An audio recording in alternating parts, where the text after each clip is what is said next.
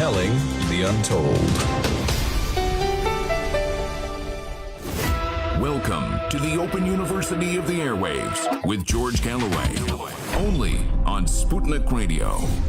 Welcome to the biggest political show on the planet. 1.2 million viewers of last week's mother of all talk shows. A quite remarkable achievement, the biggest audience in the 15 years that this show has been running. A remarkable achievement for which I thank each and every one of you. A remarkable week in Washington, even by Donald Trump's Washington standards. Not only did the Manhattan Mauler manhandle the Delaware Doltard, almost to the point of the white towel being thrown in, it would be white, of course, to save sleepy Joe Biden, who was almost KO'd. Then Donald Trump fell over, got helicoptered in to the Walter Reed Hospital with coronavirus that he claimed originally was a hoax, and then that it would go away in the warm weather.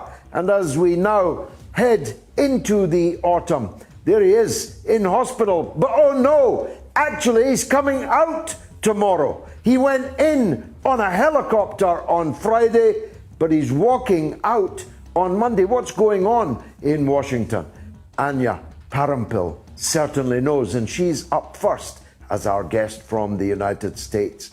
And it's war in the Caucasus between the Nagorno-Karabakh enclave of Armenian people and the Azerbaijan armed forces backed by Turkey and by the Syrian jihadists. What could possibly go wrong?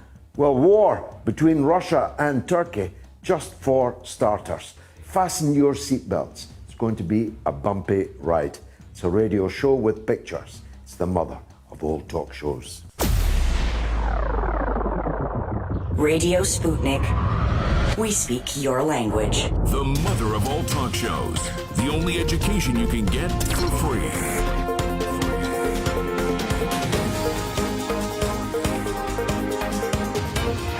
George Galloway. This is Radio Sputnik.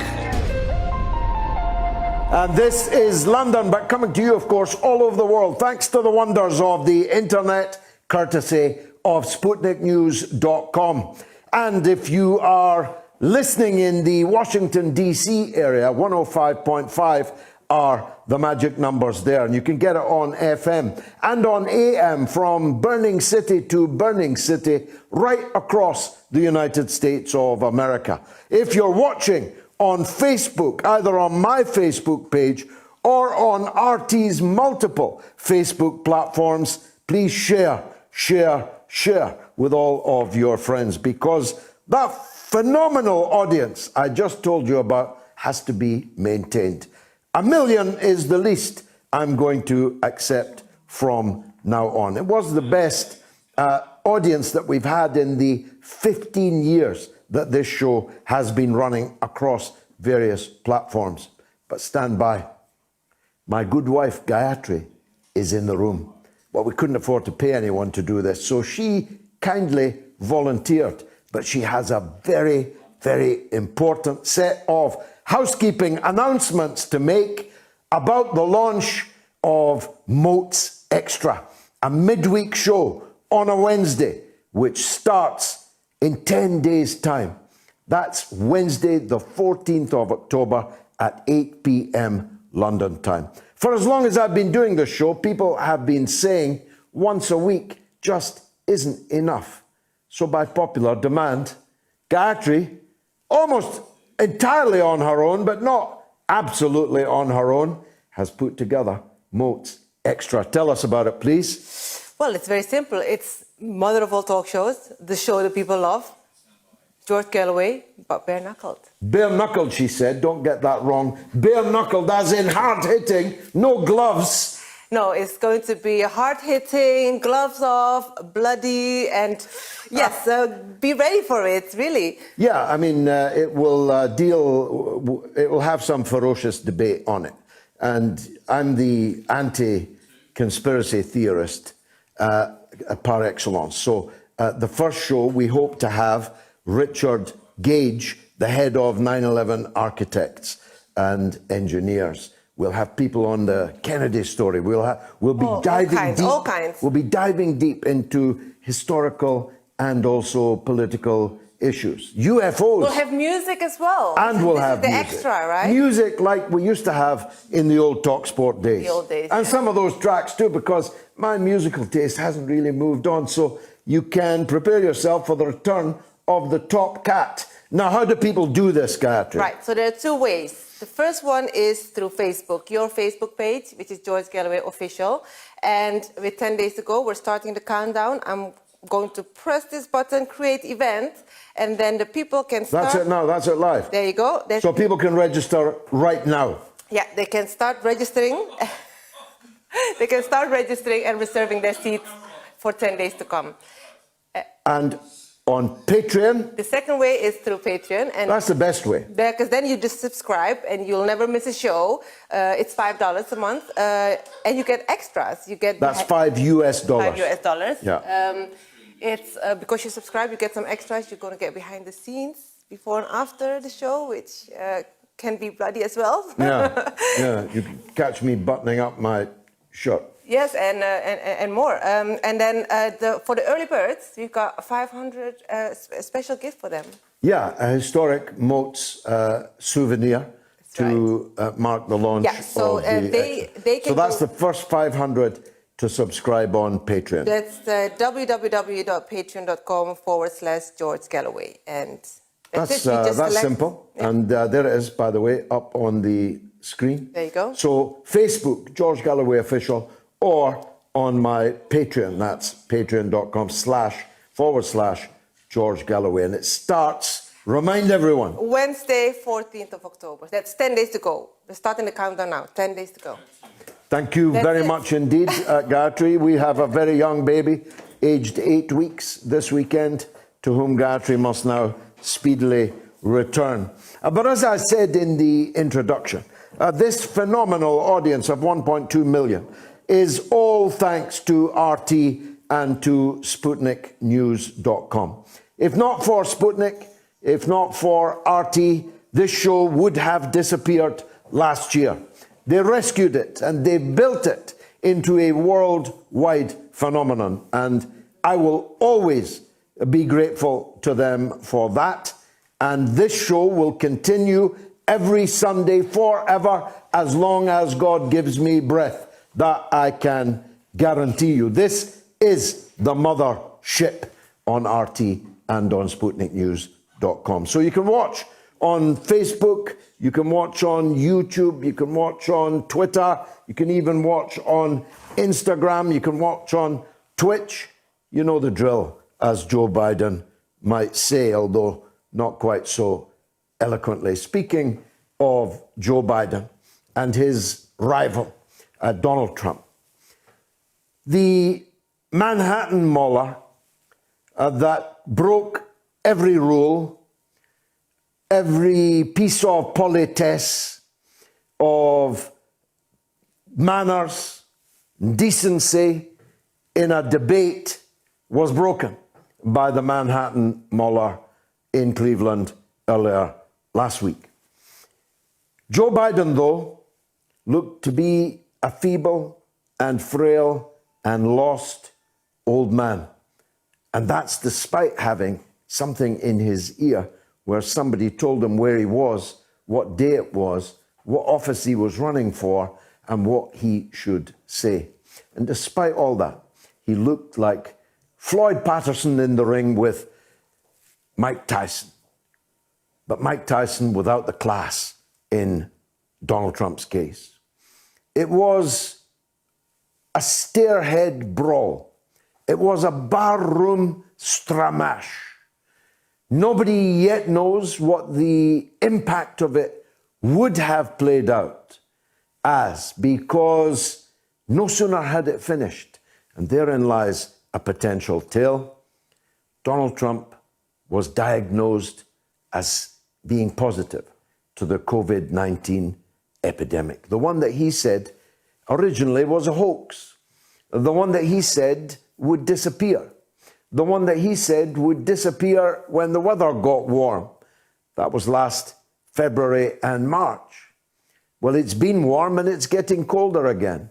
And not only has it not disappeared, it's now hospitalized him. He said that you might be able to treat it with sunlight, maybe even inject sunlight somehow, disinfectant somehow.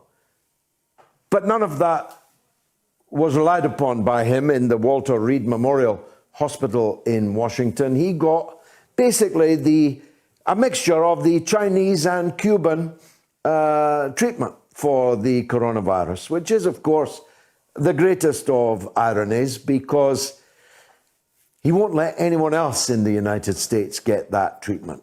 And indeed, most Western governments are doing everything that they can to make sure that no politically inconvenient source of a vaccine or a treatment for the coronavirus makes it through, so that the big multinational drug companies get the gig, if indeed they can ever come up with the goods, which is questionable in my opinion. I told you last week I have asked the Russian ambassador if I can have the Sputnik 5 Russian vaccine. I'll even take it live on air on the show.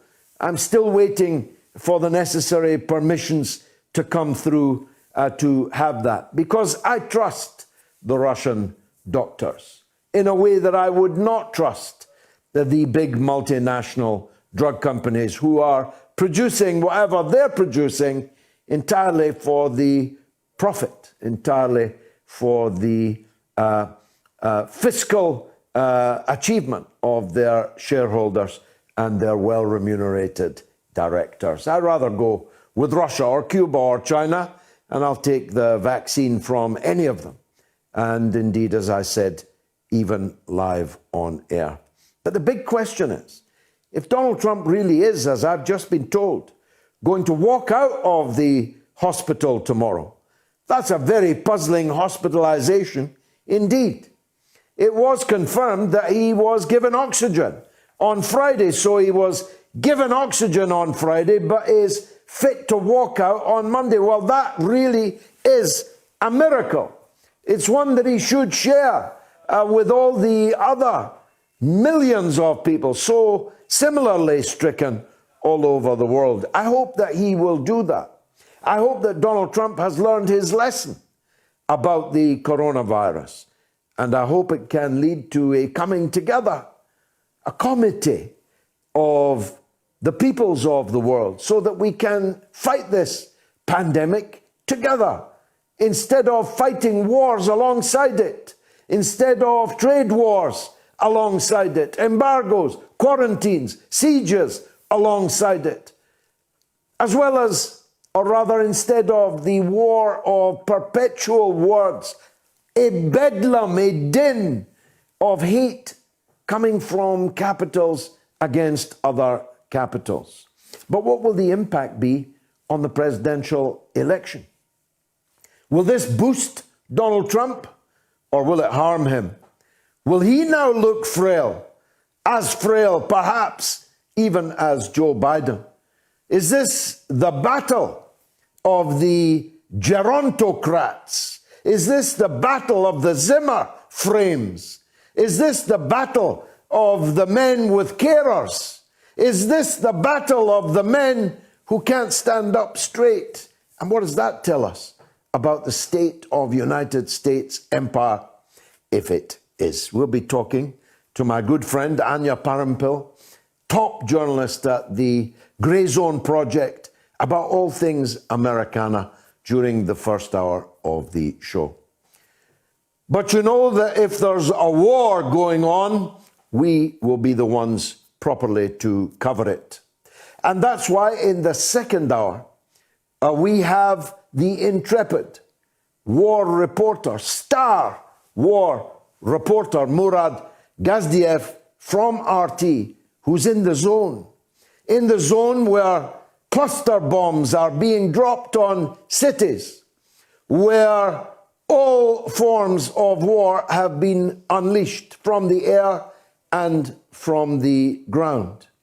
a war that has now involved openly Turkey, President Erdogan, who has pledged his troth to the Azerbaijan government in crushing Nagorno-Karabakh, which is an enclave of Armenian people inside Azerbaijan, which for many years past has had its autonomy, and that autonomy was won in an ugly way with the purging of Azerbaijani people, civilian people, from the disputed territory of Nagorno-Karabakh.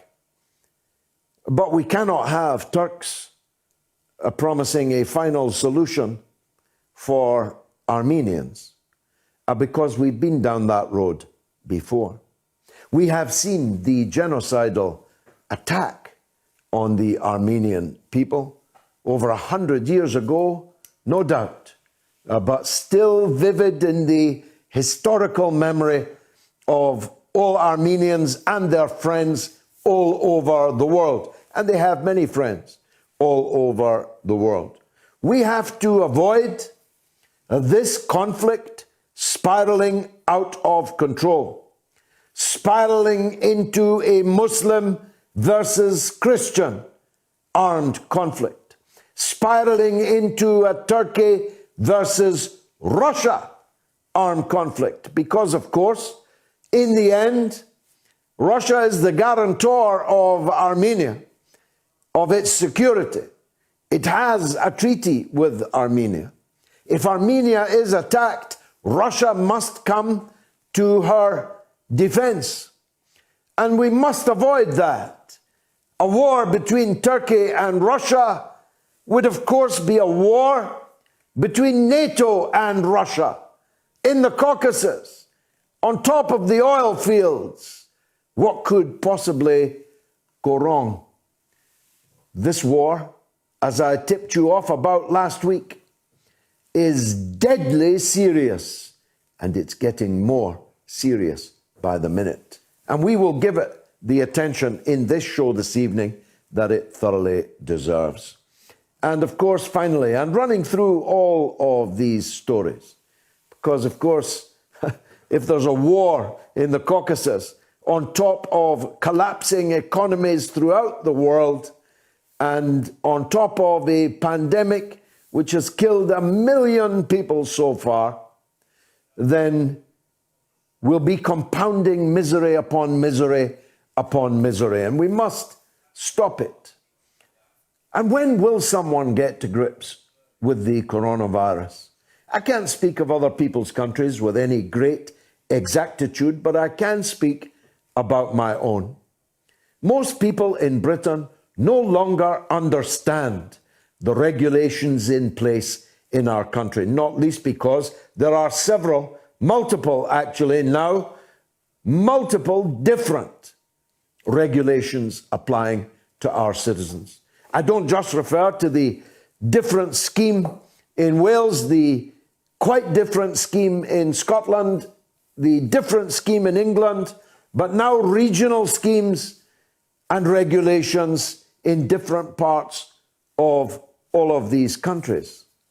And nobody any longer knows with any real confidence what these regulations are for, what they are achieving, what the opportunity cost of them is in terms of health outcomes for people with other ailments, other problems, other often desperate and indeed life-threatening needs. We no longer have confidence in our Prime Minister's ability to steer us through these troubled waters. At least I don't. You can let me know if you disagree. Still less have we got confidence in these jokers that pop up as experts at the podium in Downing Street, panicking the population, terrifying them with the possibility of exponential multiplication growth of cases, which hasn't happened, might yet, but hasn't happened, In other words, it's a dog's breakfast. And I, for one, believe that it's time that we appoint a COVID czar in this country. Somebody with credibility on all sides of the argument. Someone who's not a doctor. If war is too important to be left to generals, then big policy decisions are too important to be left to doctors. But neither someone who's a politician, because partisan politics will be suspected in anything that she or he says or decides. But I'm a believer that the buck has to stop somewhere, and that our bucks are being scattered everywhere and to little effect. So I'm calling, and I'll put this to the Moats medic, Dr. Ranjit Brar, in the third hour of the show, for a big shake-up in Britain's response to the coronavirus. You tell me what you think. We've got a poll running. What will be the impact of President Trump's COVID-19 diagnosis? Will he, A, admit it's serious, B, make a miracle recovery, C, remain president for the rest of his life, which is a double meaning, dear folks. You can vote on my Twitter feed at George Galloway on that. After this 60-second break, it's my good friend Anya Parampil from the United States of America. Stay tuned.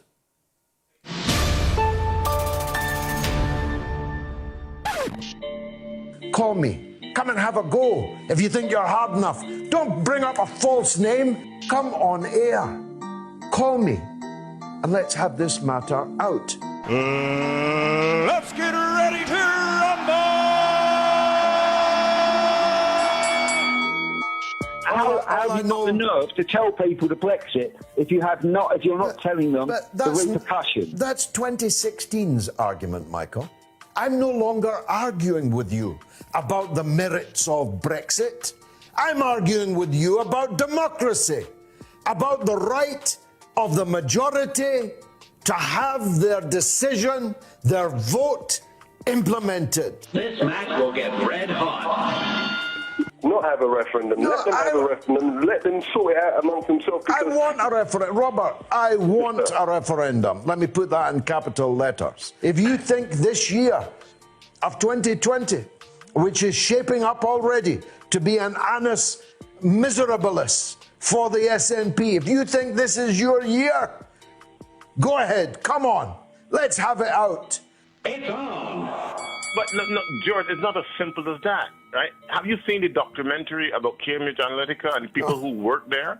Have you looked at the global know nothing about impact? them. I'm not interested in them. Precisely. But I'm not interested. I'm not interested in them, Bruce, because it's all a red herring. Just like Russiagate was a red herring. You're up. Do you only want to hear voices that agree with you? Because if you do, you're not clever enough to be at this open university of the airwaves. In fact, you need to go back to remedial and learn something about what democracy and freedom of speech actually mean. George Galloway and the mother of all talk shows. Join us at the College of Knowledge, where there are no tuition fees. Don't forget that poll, it's quite important. What will the impact of President Trump's COVID-19 diagnosis be? A, will he admit it's serious? B, will he make a miracle recovery? C, will he have turned out to be president for the rest of his life? I've got a lot of responses to it already. James says Trump needed to get his tax returns and white supremacy out of the headlines and succeeded, since journalists and Twitterites are not that intelligent. And Filza says he will blame China for this and not his own carelessness. And Ashley says, do you think it's real, or is it just a trick to win votes? There are too many suspicions. Well, let's ask that very question of my guest and good friend, Anya Parampil, journalist on the Grey Zone Project and in her own right on many different platforms also. Anya, welcome back to the mother of all talk shows. Wonderful to see you again. Let's start with that question. Do you think it's real? It's always nice to speak with you, George, from across the pond here in Washington, D.C. I do believe this is real. I think it's been very fascinating to see the liberal class in the United States unsure. They're torn between wanting to accuse the president of fabricating this diagnosis and of pulling this stunt in order to not only bring attention away from headlines such as the one your responder on the poll on Twitter said, such as white supremacists, but also in order to gain sympathy among the public. And I just don't think, well, they're torn between that theory, and then the other side of the liberal class is also claiming that the president's hiding his true condition and that he's much sicker than he's letting on. And I don't think it makes sense that the president would lie about this, or that the staff of the White House, the medical staff, would lie to that level. And we've seen several other individuals, including Senator Chris Christie, members of the Trump campaign and White House team, also diagnosed. It's a pretty big operation. And it's funny that liberals are allowed to be conspiracists out in the open, such as this, saying, oh, the president is making this up. It's a big lie. But I, for one, don't believe that, for example, the president would want to get out of future debates. While many say that he lost last week's debate against Democratic candidate Biden, that's very typical of incumbent presidents. They're not generally the ones who perform very well during those debates. And I don't think Trump himself sees himself as a loser. He thinks he did well, and he loves debates. He loves that engagement. He's betting on Biden not performing as well in the future. But most importantly, the president wouldn't want to give up all of this important campaign time. He loves being on the trail. He's pretty much been campaigning for re-election since the start of his presidency, visiting swing states, out speaking to crowds in a way that Biden certainly has not. He can draw a crowd. He can draw. The president still can in many of these states. And we have 30 days until the election here in the United States. This is a crucial period. I just don't believe the president would be making this up. It's a little bit ridiculous, I think, to see people accusing him of that. And well, especially, isn't it paradoxical because the same liberals are stirred and shaken at the possibility of a confirmation of Trump's nominee for the Supreme Court, and are exulting in the fact that at least 2 Republican senators are also now positive for coronavirus and may not even be allowed to enter Washington, D.C., still less the capital, to vote for that nominee, in which case she would very well fail. So either the Republicans are making this up or they're not making it up, and they're going to lose the opportunity of a successful nomination to the Supreme Court. I don't think they would take that kind of risk, and I don't think the president necessarily gains anything politically from this illness. I misspoke earlier, by the way. I believe I said Senator Chris Christie. I meant governor. He's the former governor of New Jersey. Has he also got it? Yes. Yes, and he's checked himself into a hospital. This is precautionary. But you have right now complete and utter speculation, and this is something that I would be interested in comparing with the situation in the UK, when politicians, and including your prime minister have been diagnosed with COVID-19. The one issue here that I see as a legitimate criticism, a major legitimate criticism of the White House at this moment, is that there's conflicting information. There's not real information coming out about the state of the president, which is leading to really, I think, nasty speculation on behalf of the media. You have MSNBC out there saying that because he's on certain medications, this means that he's doing much worse than the White House is claiming. I think there is definitely a feeling among some of these reporters and hosts that have spent the last 4 years railing against the president that they would like him to be very sick and perhaps pass away. But then the other side of it's revealing so much really about the liberal class, because not only are they in some ways engaging in this nasty speculation, they've spent the last 4 years telling us the president was a puppet of a foreign country. Now, more recently, they've been claiming that he's not going to leave office, that he's not going to accept the results of the election, that he's essentially Hitler in the making, leading and calling for support from white supremacist gangs. And then the minute he's ill, they say, well, we want him to recover so we can beat him at the ballot box. And it's just this, you can't really believe that they believe that they're taking seriously these claims they're making about the president if that's their line. It just shows you that they're, I think, really most of the time engaging in cynical partisan politics. And now some are openly even speculating about the president's health.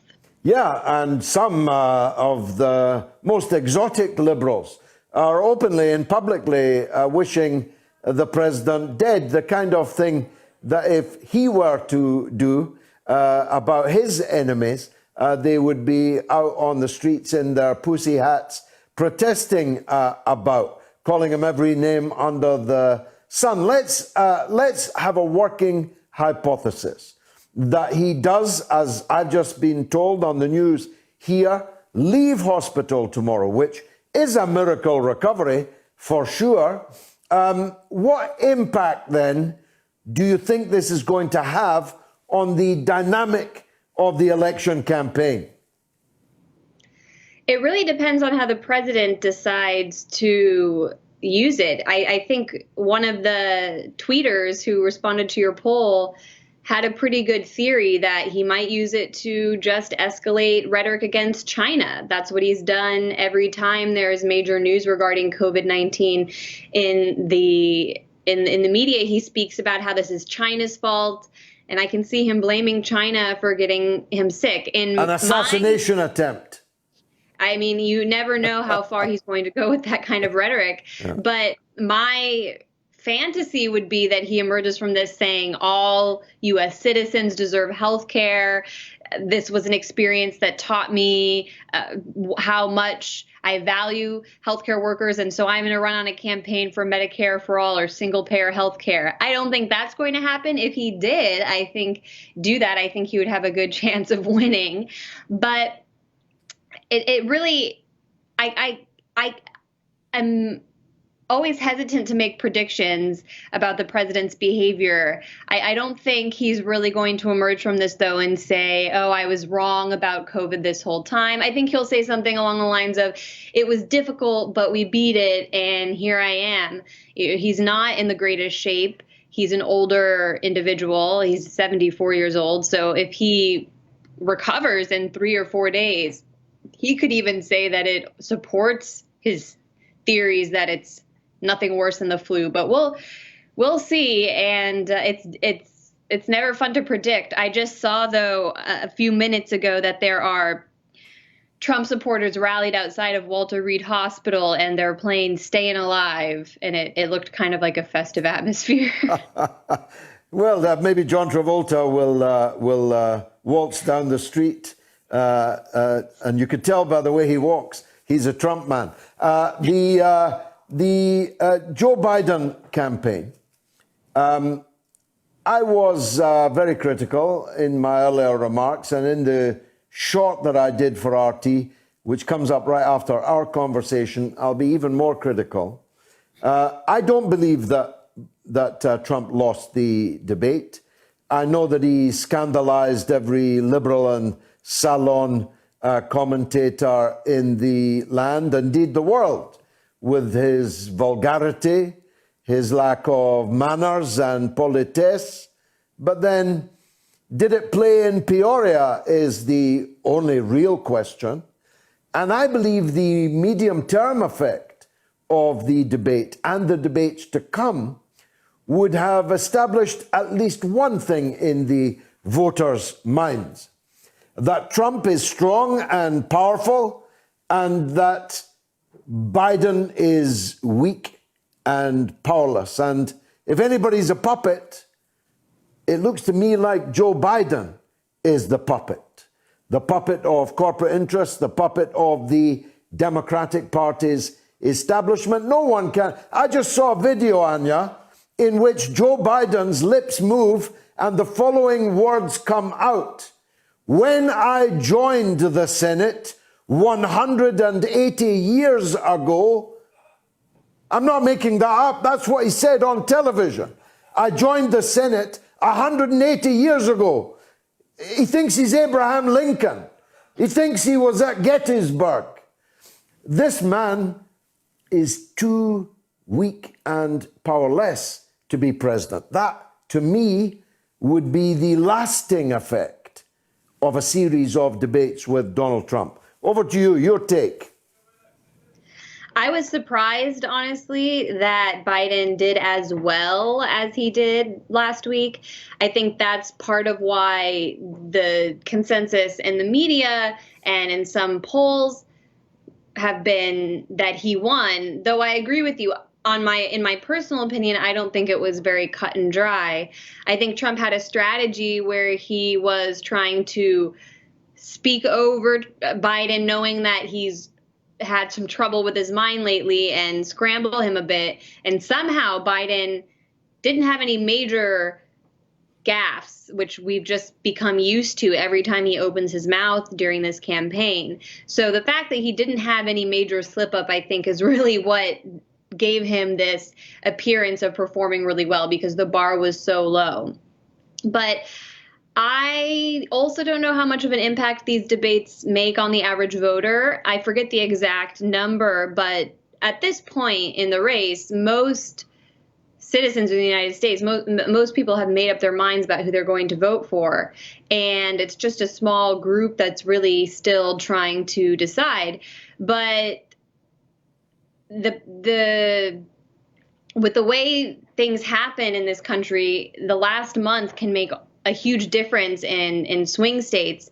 And if the president, again, if he emerges from this COVID and is able to use it to his advantage, then I think a lot of people have written him off, but there's still a good chance that he could win. And if Biden doesn't perform well in the upcoming debates, which I think is a huge possibility, he got so lucky. I don't know how he made it through that last one, but if he doesn't perform as well, and he does have a major gaffe, then the impact can be much greater than him just having a decent performance. If it's getting coverage all the time and it really becomes an issue, which it should be, I think his mental state should really be a question that I don't think the media is taking as seriously as they do for the president. But a lot can change in 30 days. Even though it seems like we have year-long campaigns in the United States, unlike anywhere else in the world.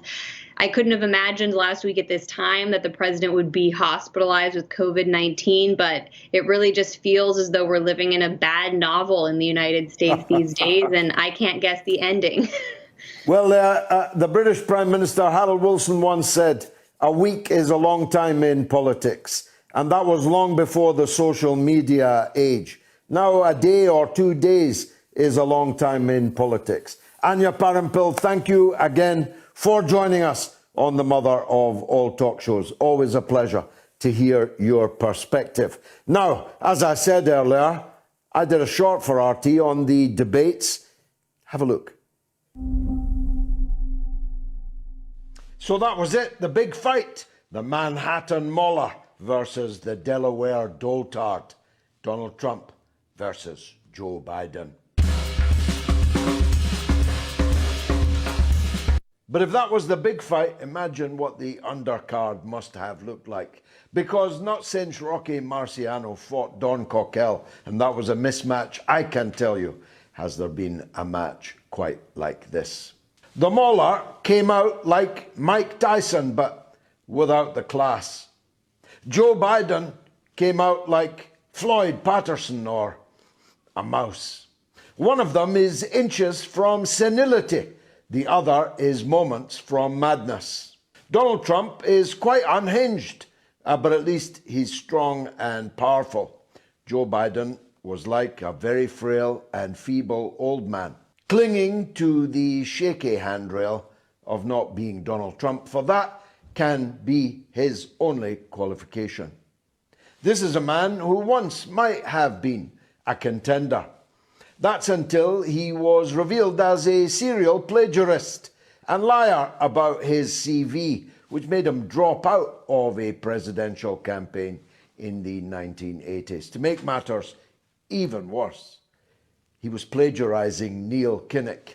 And if you know anything about Labour leaders, you'll know how low you have to be to plagiarize Neil Kinnock. He lied about what university he was at. He lied about the grades he got at that university. He even plagiarized me once by claiming that he'd been assaulted in a Cape Town police station, though he said it was in Johannesburg, when he was on his way to try and see Nelson Mandela in prison. Mandela was in prison off Cape Town, which was where I was assaulted in a Cape Town police station while I was trying to get in touch with the imprisoned Nelson Mandela. Confused? Well, Joe was. In fact, he had the air of Chance the Gardener, the great Peter Sellers character in Peter Sellers' last film, and arguably his best. Chance was a man who literally wandered onto the set and into the Oval Office. He was an imbecile, but people took his imbecilic remarks for deep philosophical truths. The debate merely allowed Guardian readers all over the world to be shocked and horrified all over again at the ugliness of American empire. Ooh and ah, they shouted, as the vulgarian barroom brawler broke every rule in the book for polite debate and discourse. Joe, on the other hand, scarcely knew where he was. It's my contention that nothing sums up the state of American empire like the fact that the most powerful office in the land is being fought over between Donald Trump and Joe Biden. But we all need to be worried because one of these palookas is going to be the President of the United States of America next month. One of these jokers is going to have his finger on the nuclear trigger, a trigger which could very well bring about the very end of humanity, the very destruction of the world. And if that's not a horror movie, I've never seen one. I could never bring myself to vote for either, or to encourage any of you to do so either. My candidate isn't running, but I will not choose between the lesser of two evils. There's two problems with that. I'm not entirely sure which of the two is the lesser evil. But more importantly, if you keep voting for the lesser of two evils, evil always wins. Have something to say? Do you disagree with George? Then call us now and give us your view. Let me know if you disagree with that or agree with it, of course, either by calling the show on 02077 982 255 if you're in the UK, or if you're in the US, 001 757 744 4480, or on Twitter, of course, either on my own Twitter feed at George Galloway or at RTUK News. In fact, preferably on both. Now, the poll, what will be the impact of Trump's COVID-19 diagnosis A, will he admit it's serious? 13%. B, make a miracle recovery? 68%. And C, will he turn out to have been president for the rest of his life? 19%. Michael is on the line from South Carolina on the U.S. election. Let's hear him. Michael, welcome to the show. Thank you, George. Great to talk to you again. Welcome. Let me say this right off. Trump has always been a bully, but he's always been protected by other people. And like most bullies, he's actually a coward. And you know, that just goes. You can see this when you see that the way he talks about the COVID virus and downplays it and acts like it's nothing but the flu. And then when he ends up testing positive, he runs to the place that has the best possible care that you can get on this planet, probably, you know, for something like this. And this is the same thing that he would deny every other American citizen. Good point. And, you know, Good point. Look at, Michael, yeah. if I was him, I'd come out of hospital and say, this virus is more serious than I thought it was. And access to good quality healthcare is more important than I have before allowed it to be. And so I am going to declare war on this virus, and I am going to ensure that every single person in America has Medicare for all. If I was Donald Trump, that would be my game-changing moment, and I would use this hospitalization to so declare. Boris Johnson did something like that, didn't live up to it, but Trump's only got to live up to it for 30 more days, and then he's re-elected or not. Go ahead, Michael. Yeah, I do agree with you. Of course, you know, there's something else to consider here. I mean, he went to the hospital immediately after the diagnosis when he first felt he had a symptom, okay? He didn't do like, you know, most other people would do, like quarantine for a while, and then if it got bad, you try to get some treatment. And most people in the United States can't afford to do any of this. But he gets, you know, the very best possible treatments for all of these things. But you know, what I'm saying is it would be nice to see him have a Boris Johnson moment, but you know, that would go against all of the you know, Republican mantra. Sure. It would just be but he needs a game changer, Michael. That's exactly right, and it would be a great October surprise if he did that. And it's very possible that he could, you know, actually do that. But well, if he's watching you know, tonight, that's you and me both advising him to do that. Yeah, but you know, here's the thing also. You know, the average time that it takes for the COVID virus to kill a person is 18 and a half days. He hasn't nearly reached that time yet. No, okay, not at all. So unless he had it during the debates, which would be quite damaging for him if that was true.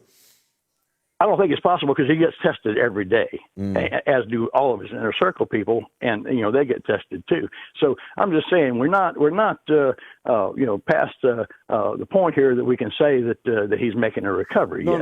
But he is getting the best possible care of everybody. Yeah, but he's desperate to get out. I mean, the reports here anyway are that he's leaving hospital tomorrow. Michael, brilliant call. Thanks for making it. Anthony is in Detroit. On the same subject. Go ahead, Anthony.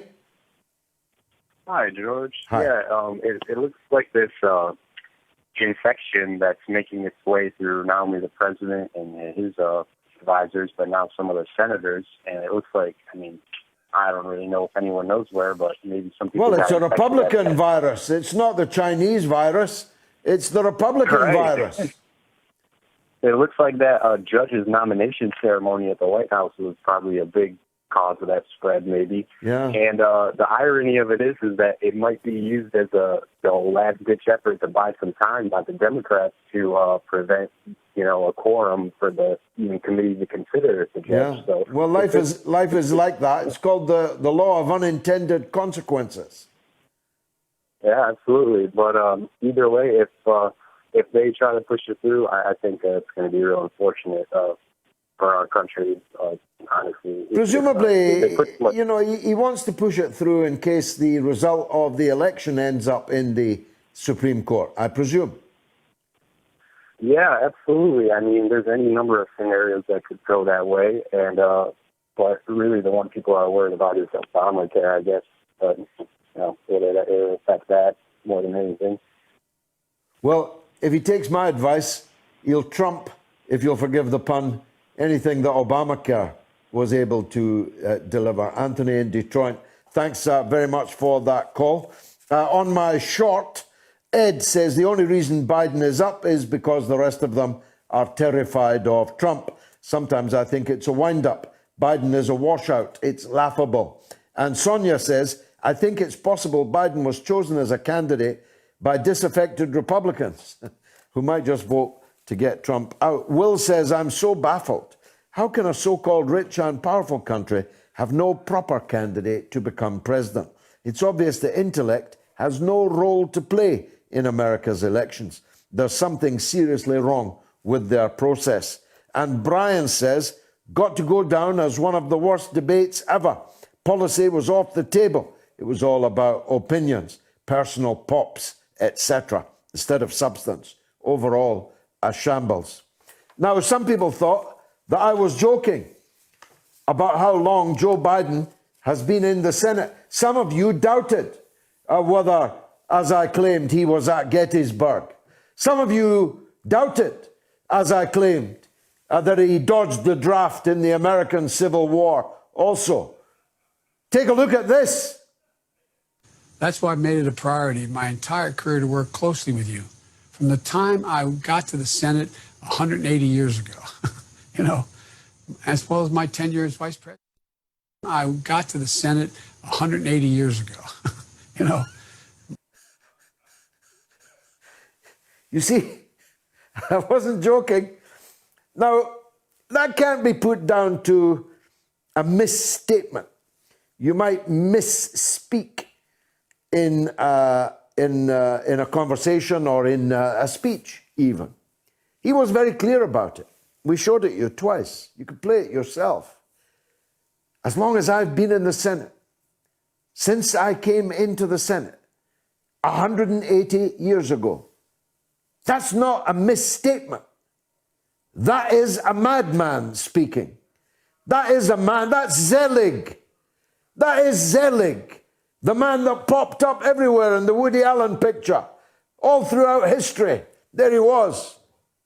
Well, that's Joe Biden, the Zelig of this presidential debate. Chase is in Texas. Let's hear from him. Chase, great to hear from you again. It's great to hear you from you too, George. Go ahead, brother. So I want to talk about how Twitter suspended Unity 2020 from I think 2 months ago at the end of August. I want to know what your thoughts are. Who's been suspended? Unity 2020 by Brett Weinstein and other people. No, I don't know anything about that. Tell us about it. Well, I mean, it's actually a group that was made by Brett Weinstein for just to have the people to have their voice and possible a third candidate. But recently, they actually been suspended for no suspicious reason by Twitter. I mean, after all, Twitter is kind of a pro-establishment. Yeah, for sure. I mean, they'll eliminate anything just to stay the status quo in power. Mm. Well, I mean, it's their platform. They set the rules on their own platform. We can have our own platforms. This is one of them. We've built it, you and me, and all the other 1.2 million people who last week watched this show. We've got to do it ourselves. We can't expect the platforms owned by people who think profoundly differently to us to give us airtime and a platform forevermore. The day might come when we're all shut down on Twitter. That's why we have to build our own platforms. Chase in Texas, thanks for bringing that to our attention. The hour is racing, so let me go to Shamil in Inverness. Go ahead, Shamil. Good evening, Mr. Galloway. Thanks for speaking to me again. Welcome. Blessings upon your newborn. Thank you. I would like to say about this thing, President Seagullhead, with all due respect, isn't he the living embodiment of poetic justice? I can't help feeling that. Yes, it's karma. It's karma, isn't it? It's very much so. And I must respect the patience of Biden that he isn't, I know in my... Don't mistake it from the dung heap, so to speak. Shamil, don't mistake it for patience or serenity. It's senility. He's not patient. He's not serene. He is one step away from Ward 5 and hospitalization. And I speak as someone who could not possibly vote for either Donald Trump or Joe Biden. I don't have a candidate running, unfortunately. But I certainly could never, ever agree to the idea of voting for the lesser of two evils, for the reasons I gave in my short that you've just watched. If you vote for the lesser of two evils, evil always wins. And it presupposes you can pick which is the lesser of those two evils. And between those two, I cannot. Last word to you, Shamil. Yes, I stand corrected, and I have to agree. You're absolutely correct. So I don't think there's much more on that. I wish that you would perhaps give my respect to Richard Gage, truly one of the unsung heroes of modern times. Well, I'm looking forward very much to speaking with him. And that'll be on the first Moats Extra, a week on Wednesday. That's Wednesday the 14th. I hope you'll join us. Most definitely. I hope so. It should be a cracker. And Sirius says, in response to Trump's COVID diagnosis, it's a show, a well-planned PR campaign before the elections, especially after the debate was not as clear as he had hoped it would be. I think his PR people may have thought it's a good idea to show vulnerability, but show strength and care about all people, and his 4-minute speech on top. I'm with Anya on this. The medical staff at Walter Reed would not be a party to a hoax, and that's what that would be, Sirius. Joanne says Trump is a showman. He will make a miraculous recovery and explain that COVID-19 was not a big deal. And Ali says, is it a lie? Come on. Do you even need to ask that question? I do indeed. And Rob says, so Trump faked all those COVID-19 transfers to his wife, to Christie, to the senators, etc. Quite so. And Anne says he will crow about how tough he was against the virus. Maybe so. Joe Biden won the first debate, says Tom, but he will lose the next two. And once again, Trump will win the race to rule for another 4 years. Well, not if the polls are correct, Tom. They're not always, and of course they weren't last time. But there's not a single poll in America, in a swing state, or across the country as a whole that puts Trump ahead of Biden. That may not be what you want to hear, but it is a fact. And Rich says, oh no, not hearing about Trump again. There must be other news in the world. There is, Rich. There's a war that is raging that threatens to drag us into World War III, and we will be talking about it right after the news. And Stephen says Team Trump could create world peace and end all hunger, and some would still have something negative to say about him. It's a sick world in 2020. Well, I'll tell you what, Stephen, let him actually create world peace and end all hunger, and I will kiss his shoes. Mary says Trump did create Medicare for people infected with COVID. And Terry says, I agree, George, yes, Joe Biden is a puppet.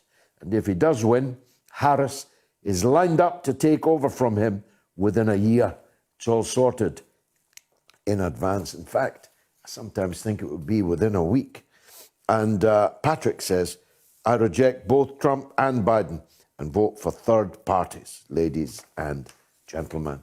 Well, let's get the 8 o'clock news with my good friend, Jamie Lowe. The mother of all talk shows. The only education you can get for free. Radio Sputnik. We speak your language.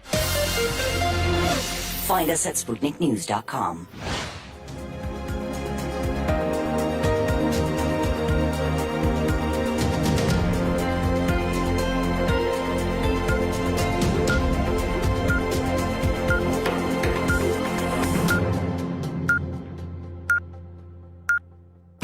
Radio Sputnik News. US President Donald Trump could be discharged from hospital as soon as Monday as he continues to recover from coronavirus, his doctors have said. Mr. Trump has been fever-free since Friday and is not complaining of any shortness of breath, according to Dr. Sean Connolly, who spoke to reporters outside of the Walter Reed Medical Center in Maryland today. He is now on dose 2 of 5 of the experimental antiviral drug remdesivir and is not experiencing any side effects. The US president said in a video on Saturday that he was starting to feel good and was looking forward to finishing up the election campaign the way it was started. The 4-minute video came a day after contradictory messages from his staff and medical team about his health being diagnosed with the coronavirus on Thursday night. The 74-year-old is considered to be at higher risk of serious complications from the virus due to his age, the outcome of his recent physical tests, and the fact that he is obese. As of Sunday morning, more than 7.4 million people in the United States have been infected with the coronavirus, and more than 200,000 have died. 65% of voters think the president would have avoided contracting COVID-19 if he took the virus seriously, according to a poll. The same poll suggests that his Democratic rival Joe Biden has taken a 10-point lead in the presidential race. Of the 1,005 people who responded to an opinion poll conducted by Reuters and Ipsos, 9 in 10 Democrats and 5 in 10 Republicans agreed with this statement. The poll suggests his illness has not widened his support, with Democratic rival Joe Biden making his largest lead in a month in the presidential race. The national opinion poll taken on the 2nd and 3rd of October suggested 51% are backing Mr. Biden, while 41% say they plan to vote for Mr. Trump. Another 4% say they are choosing a third-party candidate, and a further 4% said they were undecided. The coronavirus pandemic will be bumpy through to Christmas and potentially beyond that, Boris Johnson has warned, as he said it's too early to say whether local lockdowns are working. The Prime Minister acknowledged that there will be some members of the public who are furious at him and at the government amid the continuing COVID-19 restrictions. Speaking to the BBC's Andrew Marr, Mr. Johnson said the government was working flat out to allow for an easing of coronavirus restrictions in time for the festive period. But he again cautioned, being no doubt that it is still very possible that there are bumpy months ahead. He also rejected suggestions that he was still feeling the effects of coronavirus, which left him in intensive care back in April, or suffering from long COVID. He said, "This is total tittle-tattle, it's drivel. It is not tittle-tattle, it's balderdash and nonsense." Azerbaijan's second largest city, Ganja, has been shelled by Armenian forces as heavy clashes continue over the disputed Nagorno-Karabakh enclave. The enclave is officially part of Azerbaijan but run by ethnic Armenians. The self-proclaimed authorities there said they hit Ganja's military airport after Azerbaijani forces shelled the region's capital. Azerbaijan says no Ganja military sites were hit. More than 220 people have died since the clashes began a week ago. There are fears that the actual death toll among the militaries from all sides, as well as civilians, could be much higher, as casualty claims have not been independently verified. Azerbaijan's military says its forces have retaken control of 7 villages since last Sunday, while Nagorno-Karabakh says its troops have improved their frontline positions. Earlier this week, Armenians said it stood ready to engage with mediators from France, Russia and the US to try to agree a ceasefire. Azerbaijan, which is openly backed by Turkey, has demanded the withdrawal of Armenian troops from Nagorno-Karabakh and adjacent areas seized by the ethnic Armenian troops. A further 12,872 lab-confirmed cases of the coronavirus have been reported in the UK, according to government figures. The figure, which was recorded as of 9 a.m. on Sunday, brings the total number of confirmed cases to 480,017. But a technical glitch may mean that actual daily figure is somewhat smaller. The government said that due to a technical issue, there had been a delay in publishing a number of cases in England, meaning the total reported over the coming days will include some additional cases from the period between the 24th of September and the 1st of October. The technical issue has now been fixed, they added, but it's not clear how much of Saturday's figure was from this previous period. Around 1,000 firefighters and troops are searching for missing people as floods hit France and Italy. A huge search and rescue operation has been mobilised in France to help search for at least 8 people still missing in a mountainous southeastern region after devastating floods that killed 2 people in neighbouring Italy. Floods washed away houses and destroyed roads and bridges surrounding the city of Nice on the French Riviera after almost a year's average rainfall in less than 12 hours. The missing people include 2 firefighters whose vehicle was carried away by a torrent when a road collapsed south of the village of Saint-Martin-Vesuvius. Thousands of demonstrators in Germany have protested against coronavirus restrictions. Counter-demonstrators also turned up in their thousands in Constance, southern Germany, to show support for the government's measures to contain the virus. Between 10 and 11,000 people took part in the different demonstrations across the weekend, and organisers of the protests against restrictions had hoped that more than 200,000 people would attend so that they could make a human chain around Lake Constance on the border with Austria. The counter-protesters formed a peace chain around part of the lake. Home Secretary Priti Patel has pledged to fix what she called the fundamentally broken asylum system in the UK to make it firm and fair. Speaking at the Conservative Party conference, he promised to introduce legislation next year for the biggest overhaul of the system in decades. And she said those against her plans were defending the indefensible. It comes after it emerged this week that the UK considered sending asylum seekers to an island in the Atlantic. Mrs Patel said changes would take time and she would accelerate the UK's operational response to the issue in the meantime. Labour's Shadow Home Secretary Nick Thomas-Symonds said Miss Patel's comments were more evidence of how lacking in compassion and competence the Conservatives are. And finally, 5 foul-mouthed parrots have had to be separated after encouraging each other to swear at Lincolnshire Zoo. The parrots, named Billy, Eric, Tyson, Jade and Elsie, joined Lincolnshire Wildlife Centre's colony of 200 grey parrots in August, but it did not take them long to ruffle a few feathers with their foul language. We saw it very quickly. We are quite used to the parrot swearing, but we've never had 5 at the same time, Steve Nichols, CEO of the Wildlife Park, said. The parrots have been distributed to different areas of the park so they don't set each other off. Mr Nichols explained that nobody had complained about the parrots, but they were separated for the sake of young visitors in the hopes that they would pick up natural calls from the other African grey parrots. And that's the latest here on Sputnik News. I'm Jamie Lowe.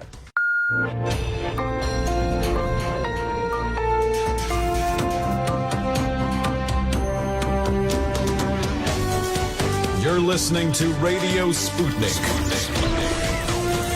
Telling the untold.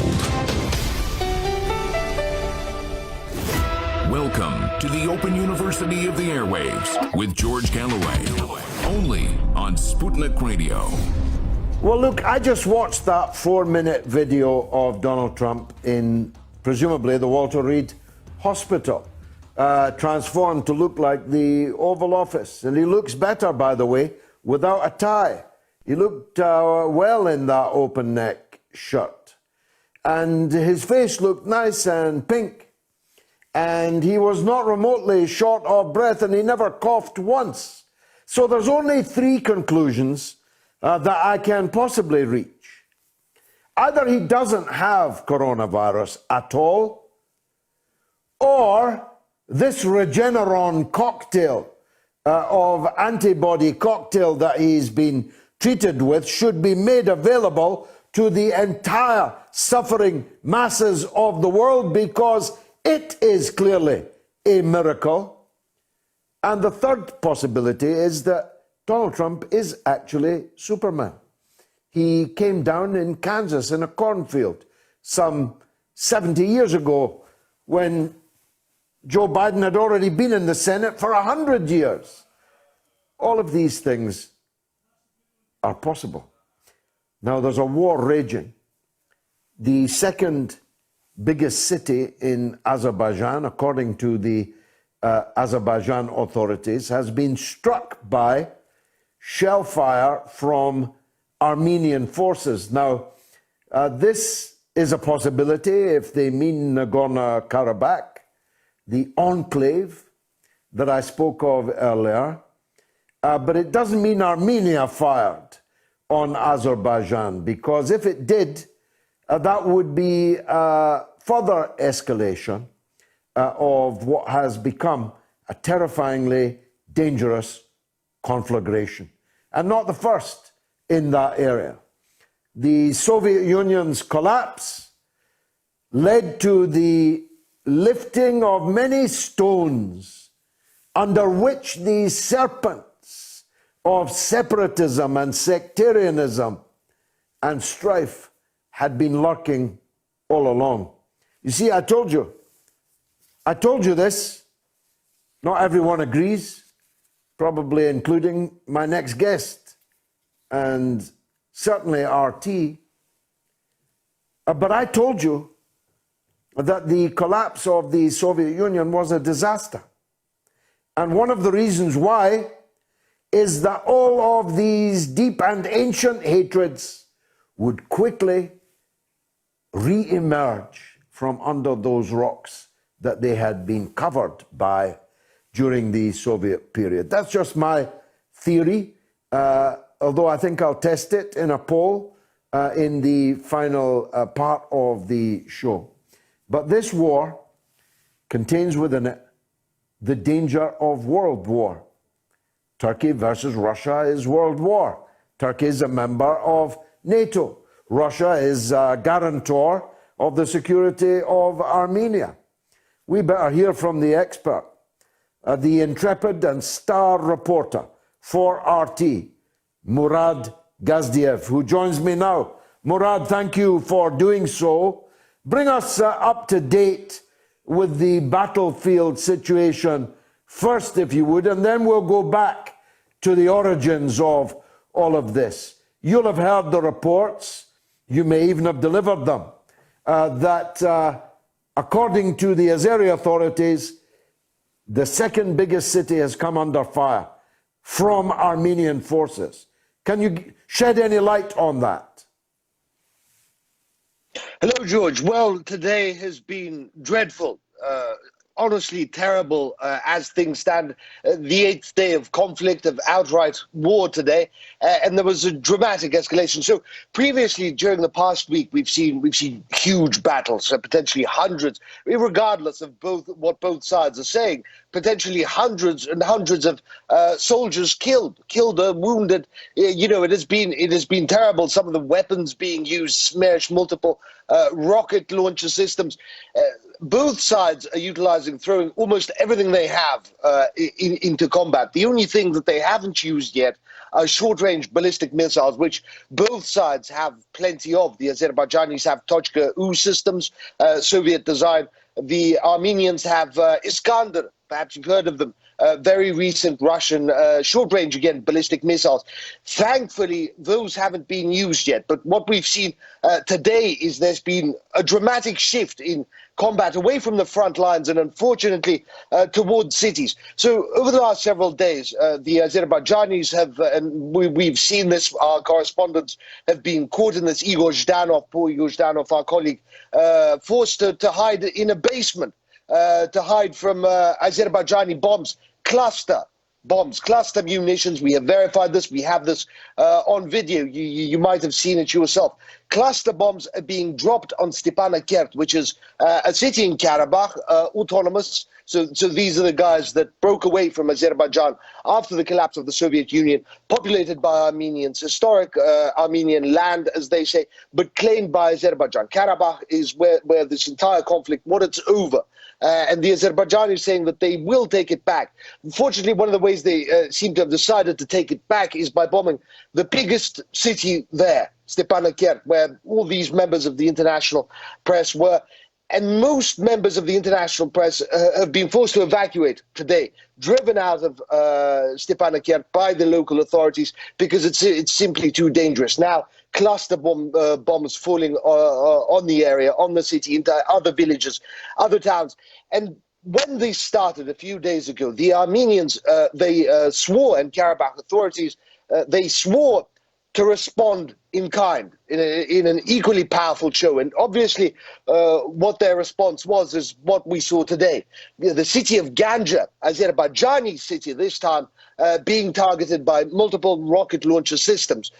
Apparently, they were targeting an air base. The Azerbaijanis say that it wasn't an air base that was targeted. Everything was fine there, and that it was civilian populated areas that were targeted. 4 people dead, dozens and dozens wounded on the Azerbaijani side. In Stepanakert, just today, during the bombardment today, 4 people dead, about a dozen wounded. So you know, this is an exchange, an escalation to meet, to respond to an escalation.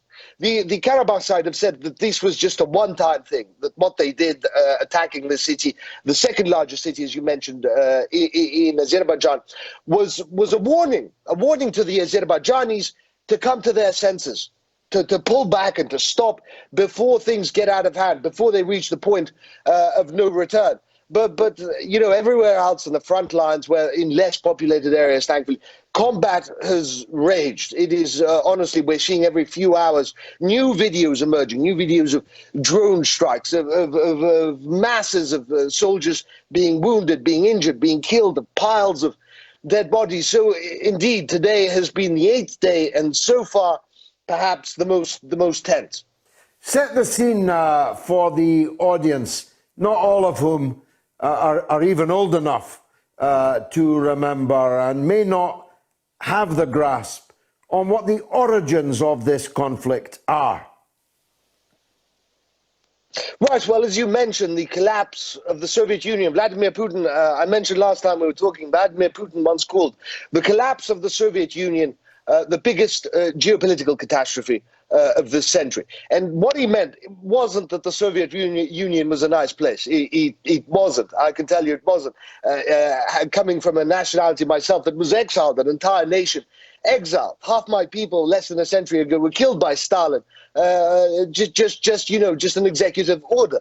The Soviet Union wasn't a nice place. However, the Soviet Union, when it collapsed, it drew arbitrary borders. So during the period of the Soviet Union, nobody really cared about who lived where. You know, they drew maps based on what was bureaucratically comfortable, nice for them. Nobody had any idea, nobody predicted that the Soviet Union would collapse. So when it did, as it does, suddenly people found themselves living in countries that they wanted no part of. In countries that they never belonged to, entire swaths, geographical areas. And one of such areas was Nagorno-Karabakh, where all of this is now happening, over which all of this was now happening. Historically, it was predominantly lived with by Armenians. So it was Armenians, populated by Armenians. Suddenly they found themselves in Azerbaijan. Armenians Christian, Azerbaijanis Shia Muslim, and things escalated from there. Azerbaijanis settled in this land and they lived there. And when the Soviet Union collapsed, obviously tensions rose and wars broke out, as they did across the periphery of the Soviet Union, in Chechnya and other places. Eventually, the Karabakh side forced out the Armenians, and it wasn't pleasant. It wasn't nice. Just for the sake of balance, I will say that they evicted all the Azerbaijanis living there. Much only Armenians in the area. So that's how it collapsed. There was a dreadful war. There was a UN resolution calling that ended the first war, that ended the conflict, forced the two sides apart, forced them to stop firing. The UN resolution recognized this area as Azerbaijani land. So internationally, it is recognized as Azerbaijani land. And what Azerbaijan is saying now is that, 30 years of negotiations, we're tired. This has led nowhere. All these countries are only interested in a ceasefire, maintaining the status quo, and will never get our land back as things stand. So what they've said in the past few days is this military operation is the only way to get this land back. Either that or the Armenians and the Karabakh side, they withdraw, they go back to Armenia and leave this land to us. And this is where we stand now. There's no hint of any negotiation on the horizon. So far, what we've seen is an ever-escalating conflict that is claiming more and more lives and that is moving to cities, to towns, to civilian populated areas, as both sides, respond to an escalation after escalation. So will it succeed? I mean, it seems to me unlikely, short of the genocide, which would not be permitted by regional powers, maybe by all the world powers, after what happened a century or more ago to the Armenian people. No one would tolerate the physical annihilation of the Armenian people living in Nagorno-Karabakh. So how does this conflict end from the Azerbaijani standpoint? What are their war aims and how realistic are they? Well, look at it this way. The Azerbaijanis, they aren't monsters. President Aliyev in a speech today, he also mentioned that the Armenians living there are welcome to stay. That they'd lived there before and that they could live very well side by side with Azerbaijanis. This is what he said in a speech today. So they are planning, or they're saying they're not planning on evicting everyone. The Armenians, on the other hand, they'd heard this before. And they believe that what they are fighting for in Karabakh is their very lives. They believe that if they lose Karabakh, a new genocide could well be in the plans and the works. I must say, the amount of propaganda coming from both sides is tremendous. The amount of fake news, fake stories, disinformation, it is absolutely tremendous and perhaps predictable. This was going to happen. Both sides completely refused to understand the other side, both sides maintaining that their position is right and just and good, and that the other guys are awful and evil and plan to kill them all. This is a very black and white conflict, and it isn't helped, of course, by President Macron himself. He said that Turkey should stop with its rhetoric, that it is only egging Azerbaijan on to resolve a conflict that cannot be solved by force of arms. He is egging Azerbaijan on to try and do that. And, the further it goes along, the uglier it gets. Azerbaijan is obviously hoping that with its tremendous wealth, it is much, much richer, much more populous than 10 million Azerbaijanis, 3 million Armenians, and with assistance from Turkey. They're hoping that they can force this through, that they can, using force of arms, using all these drones and new equipment that they've brought from Turkey and Israel, that they can win on the field in battle, and that they can sort of skip all the diplomacy and the talks, the negotiations, as they said, that have dragged on for 30 years. The Armenians, on the other hand, desperate to prevent that from happening. Macron denounced what he said was clear evidence of Syrian jihadists being rushed to the front, presumably through Turkish agency, to fight on the Azerbaijan side. But the problem with that is that the same President Macron, and indeed the British government and the US government, has been supporting these very jihadists in Syria. A bit of double standard there. Well, I'd like to say supporting as in past tense, because a few years ago, when it became apparent that jihadists had taken over the entire opposition movement, the armies of the rebels in Syria were basically ruled by jihadists, dominated by them. That is not to say there weren't a few, very few, but there were moderate groups. At that point, Western nations, especially the United States, they drastically cut support for rebels. And ever since then, the burden of arming them, of paying them, of supplying an army that had essentially failed in its task, and its task was to depose of Assad, to take over Syria. When they had failed, it was all up to Turkey. So Turkey was financing thousands and thousands of hardcore jihadist fighters that had failed in their initial mission. So Turkey, wanted a return on its investment. It sent them to Libya to fight in Libya for Turkish interests there. It sent them, has sent them now, and as a fact, the proof is absolutely overwhelming. Russian intelligence, American intelligence, French intelligence, all agreeing on the fact that these fighters were there. Journalists from Sky News, The Guardian, the BBC, press all over the world, Al Jazeera even, having interviews, recording details of those who had, of their relatives, of the fighters' relatives, of the fighters themselves, who had gone to Azerbaijan. We now have video of them geolocated to the town of Hormuz, right near the border with Iran. And I want to mention here specifically, today Iran has mobilized troops and tanks and moved them to the border with Armenia and Azerbaijan, where the fighting is taking place, to the border of Karabakh, after 30-odd shells had landed on Iranian soil, after Iran had been forced to evacuate villages on the border with Armenia, Azerbaijan, where all this fighting is taking place. And we're in a situation now where Iran, you may remember, devoted forces to fighting these Syrian jihadists, to helping Assad fight them, combat them. We're now in a situation where Turkey has moved these jihadists from Syria to the border with Iran. So you can appreciate the sort of geopolitical tensions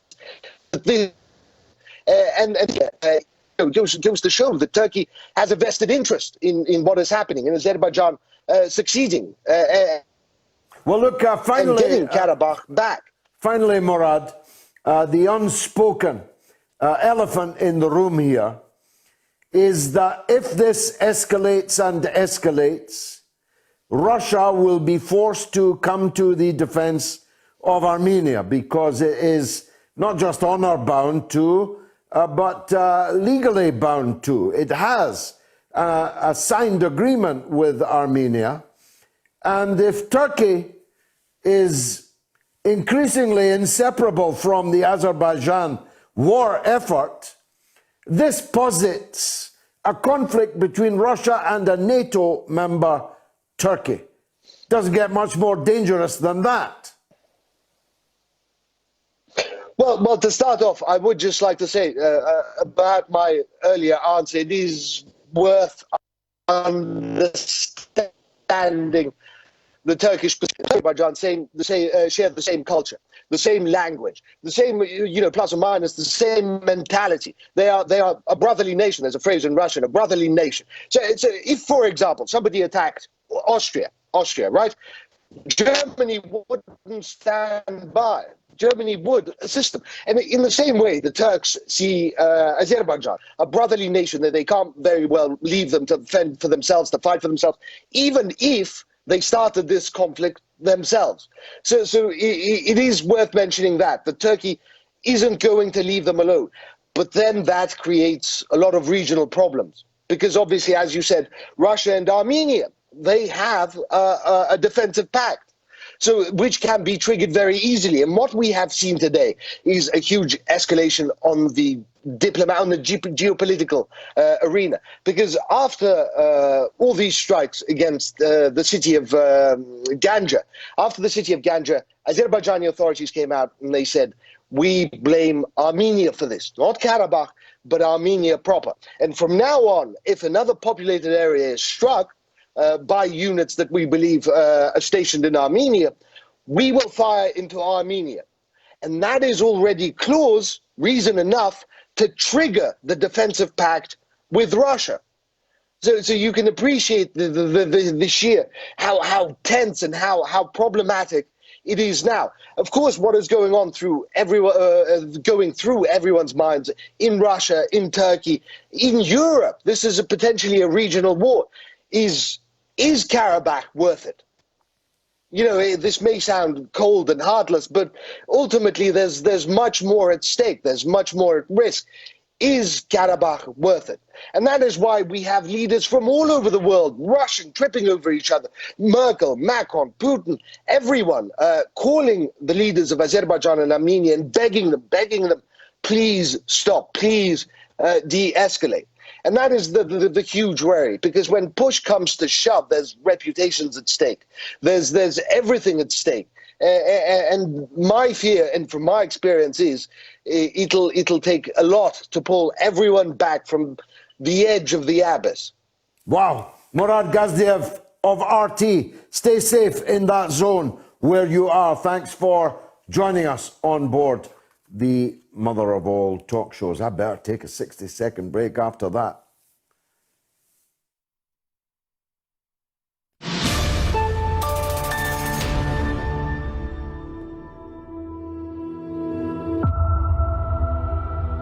In 2019, it was freed from the shackles of oppression and was unleashed on the airwaves on Sunday nights. Hard-hitting, head-cracking, record-breaking. The mother of all talk shows. A behemoth of broadcasting, a show so popular we could no longer contain it. It needed one more night. You asked for it, and now you're gonna get it. Wednesday nights.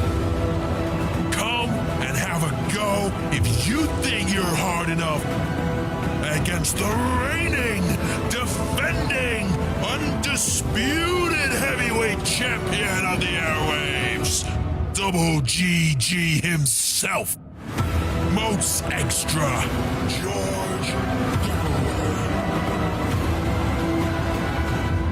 Bare knuckle. Wednesday nights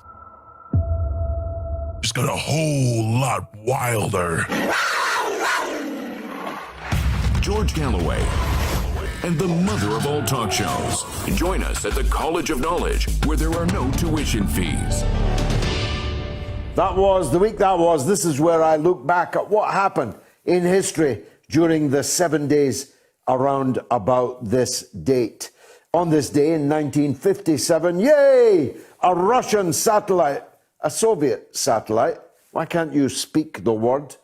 Didn't it speak its name? A Soviet satellite launched into space. It was the first man-made object ever to leave the Earth's atmosphere. The Sputnik went into orbit 560 miles. That's 900 kilometers above the Earth, circling every hour and a half. Sputnik 2 was launched in November 1957 with a passenger aboard, a dog called Laika.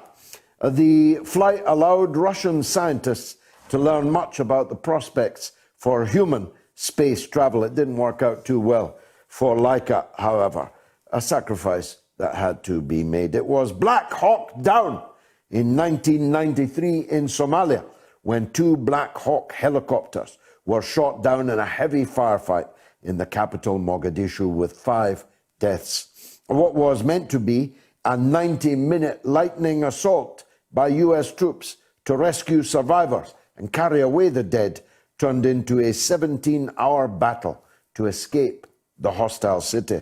The final toll was 18 Americans and a United Nations Malaysian soldier dead and around 90 wounded. The Troubles, as we came to know them, in the north of Ireland officially began on October 5 in 1968, when a civil rights march in Derry ended in violent confrontations between police and demonstrators. At least 30 people were injured by police batons. It was followed by 2 more days of serious violence in Derry. The Troubles crossed the sea in 1974 when 5 people were killed and more than 50 injured in 2 explosions blamed on the IRA in the British garrison town of Guildford, southern England. Bombs went off in 2 pubs packed with Saturday night revellers. Many of the victims were soldiers back from duty in Northern Ireland. In 1975, 3 men and a young woman were convicted of the bombings and given life sentences. An appeal in 1977 was launched but rejected. but in 1987 their case was reopened after new evidence was presented. On the 18th of October 1989, the convictions of the so-called Guildford Four were quashed and described as a gross miscarriage of justice by the Court of Appeal. They had spent 14 years in jail.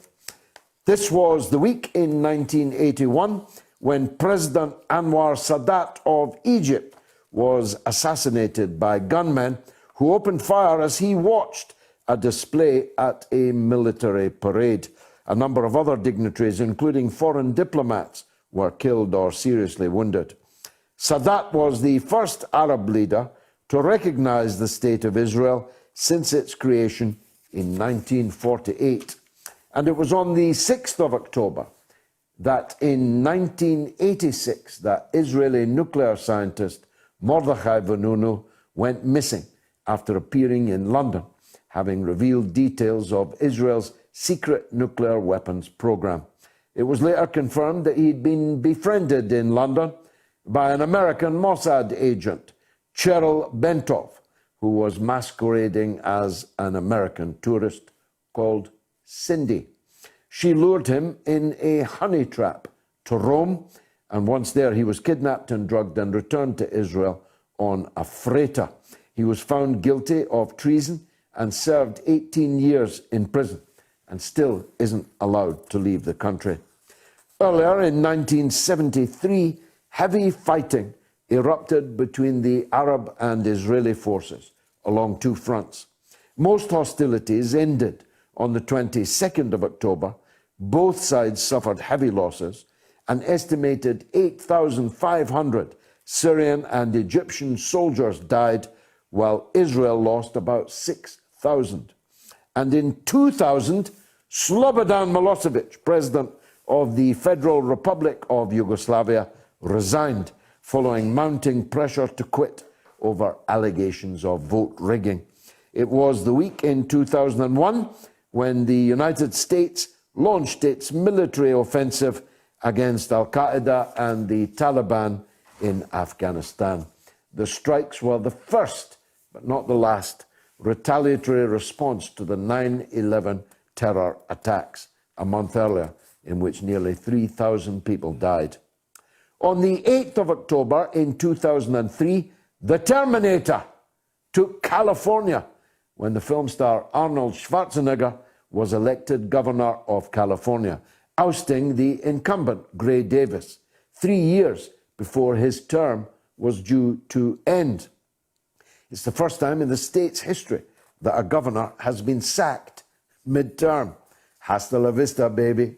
The Conservatives were re-elected for a third successive term in Britain in 1959 with a huge majority. It was a personal victory for Prime Minister Harold Macmillan, known as Super Mac, who was leading the party in a general election for the first time.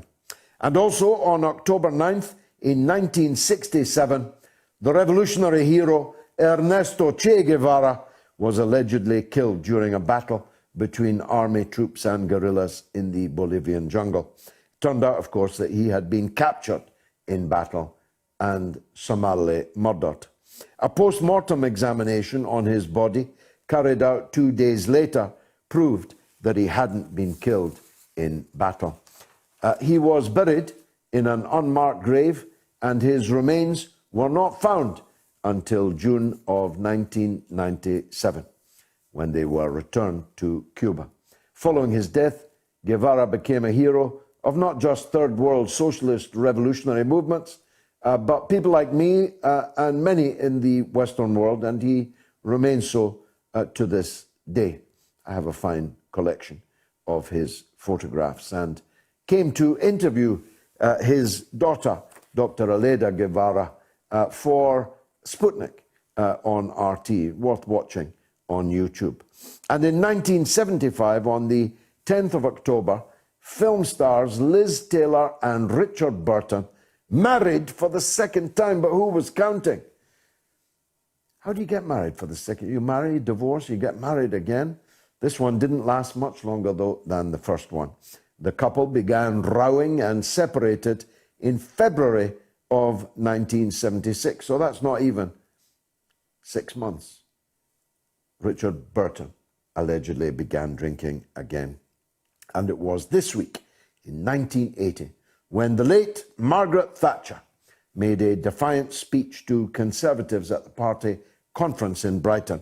In it, the Prime Minister stressed her determination to stick to the economic policies which had closed minds and thrown tens of thousands, hundreds of thousands of people onto the dole queues. She said, to those waiting with bated breath for that favourite media catchphrase, the U-turn, I have only one thing to say. U-turn if you want to. The lady's not for turning. Well, she must be spinning in her grave at the way her successors have thrown hundreds of billions of pounds into relief measures in this pandemic. She wouldn't have held with that at all. So it was another seismic 7 days that helped shape the world, for good or ill, that we're living in today. I've got a call from Mexico City. I don't know that's ever happened before. Jack, in Mexico City, go ahead. Hello, here is Jack, and I want to talk about the election in the United States and the importance of Mexico Day. Because you remember when Trump was elected, he came here to Mexico invited by the former president, not the so president of Mexico. And now I think we have the pride of being the first nation that intervened in the U.S. election nowadays, that Russia and all the other countries intervened in that matter. Jack, that was a poor line. I'm sure a great call. I hope the people at home heard it. I didn't, so I can't really respond to you. You'll have to forgive me. Michael is in Minneapolis on American politics. Michael, go ahead, please. Hey, George, I just signed up for your Patreon, so thanks for having me on. Thank you. Thanks very much. All right, so I feel like I have a question for you, and I want to lead up to it by saying that I feel like the last week of American politics has been sort of emblematic of the last several years.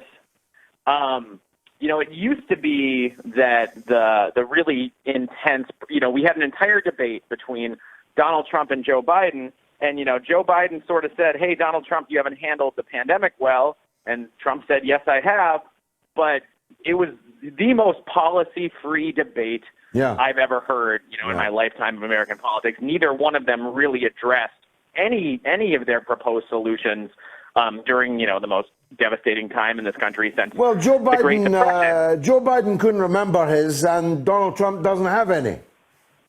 Well, yeah, it's something like that. But I think what I want to kind of go to a point that you talked about with Anya Parampil, that I've sort of been shocked. In the United States, the really loony propaganda for most of my lifetime has been largely the province of the right wing, saying Obama was going to have death panels, or he was a secret Muslim who wasn't born in the United States, and all that kind of outlandish nonsense.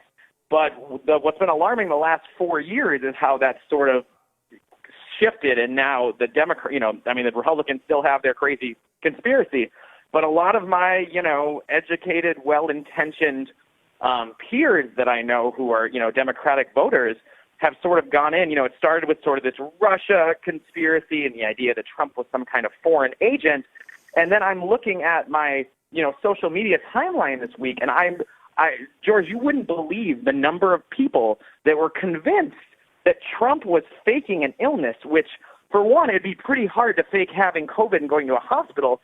For another, that doesn't even make sense because it wouldn't help him politically. But, there's this idea that, Trump is such an out-of-control liar that everything he does is crazy. And yes, Trump is awful and he's a liar. Joe Biden's a liar too. As you know, he said he lied about his education and said he was arrested trying to see Nelson Mandela and all kinds of other. He lied, I think, that he'd been in the Senate for 180 years. Yeah, I think that was probably a lie. Yeah, but I guess that's definitely a lie. But I don't know if that's a lie of a man who's super coherent about his own existence. But I guess I'm not trying to get too far off the point. What I'm trying to ask you is, at a time that the greatest time of American crisis since the 1930s, you've got the voting segment of both major parties, Republicans and Democrats, essentially tilting at windmills like Don Quixote. Yeah, exactly. And nobody, everyone's so hung up on these crazy conspiracies that one can think about, actual policy and how to fix this country. So I guess my question for you is, where do you go from here in a country that's so heavily propagandized, where the citizenry has been turned against each other to such an alarming extent? I wish I knew the answer to that, but it's a very good question. It is the question, because everything you say seems to me completely accurate. We have the Democrats apparently sincerely believing that Donald Trump may have been a Russian agent since 1987. In fact, therefore, a Soviet agent in 1987, becoming a Russian agent of President Yeltsin and then President Putin, and for all these years. The prominent Republicans literally have described Donald Trump catching the coronavirus as an assassination attempt by China on the President of the United States, as if it was China that told him to deny the existence of this virus, to refuse to wear a mask, to hold big rallies, to hold convocations on the White House lawn in which they all seem to have breathed coronavirus on each other. That's somehow China's fault. This level of unhinged madness is unprecedented in my long political lifetime. I've always thought America was slightly crazy, gun crazy. The idea of American exceptionalism is to the rest of the world completely crazy. But this is a level of madness never before seen. Since Caligula was destroying the Roman Empire, since Nero was fiddling while Rome burned, there has never been at the top of a major empire any madness quite like this. And how you get out of this, Michael, I really have no idea, but I would posit this.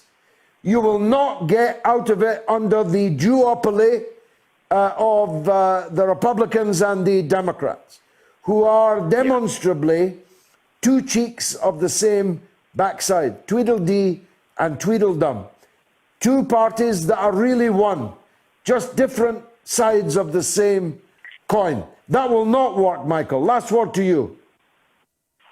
I agree, George. I fear, I think the last time we had a level of political discourse in this country at this level, it was Al Smith versus Herbert Hoover, who were both pretty awful guys. So I fear for my country. I fear for my countrymen, and I'm really saddened and concerned about this sort of mental rot of this constant propaganda that's causing, all the people around me to hate each other in such an intense and sort of unhinged, unrealistic way. Just finally, Michael, for your social media friends that doubt the seriousness of the contraction of the virus by the president, I would put it this way.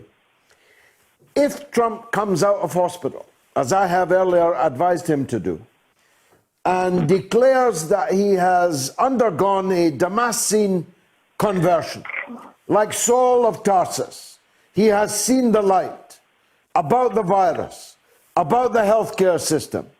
If he comes out tomorrow, as he's reportedly going to do, and declares that he now sees everything differently, which to some extent Boris Johnson did, then that would be a reason to suspect that it had all been a setup. But it would also be, in my opinion, a political game changer. What say you?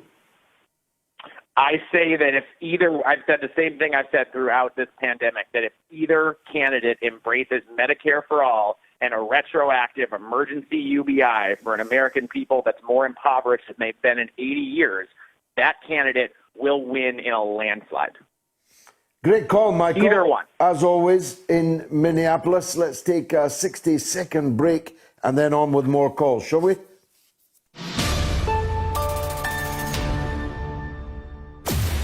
Tough questions are the most powerful weapon we have. As long as you have questions, we'll keep asking.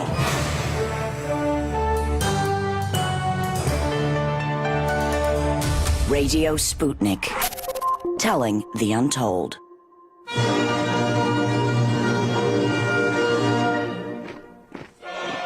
Comrade, tired of being trapped in mainstream media? Join the revolution with mother of all talk shows. Has been instrumental in making brain and heart of people stronger, like kettlebell for mind. Don't be brainwashed, CC, an open mind to new way of thinking. If you don't know how, George will teach you. If you won't learn, he will make you. Speak to Comrade Galloway if you think you're hard enough on the mother of all talk shows. Radio Sputnik. The mother of all talk shows. With George Galloway. The world is our classroom, and you're welcome to sit in and join the seminar. Well, I'm waiting for a second poll, but the, I suppose, final result of the last poll was definitely a miracle recovery. 68% of you think that Donald Trump's going to make a miracle recovery, and that was probably before you even saw him on our news bulletin making a clearly miraculous recovery. Let's hear from Chris in Colchester on COVID-19. Chris, welcome back. Hiya. Hi. Just one quick thing as well. When you had people like Ben Norton on last week about that story, I just wondered if you could put the link of his article into description on YouTube in future with situations like that, just so it's easier for people to get to. Okay, I'm sure our people heard that. Yeah, go ahead, Chris. Great. Like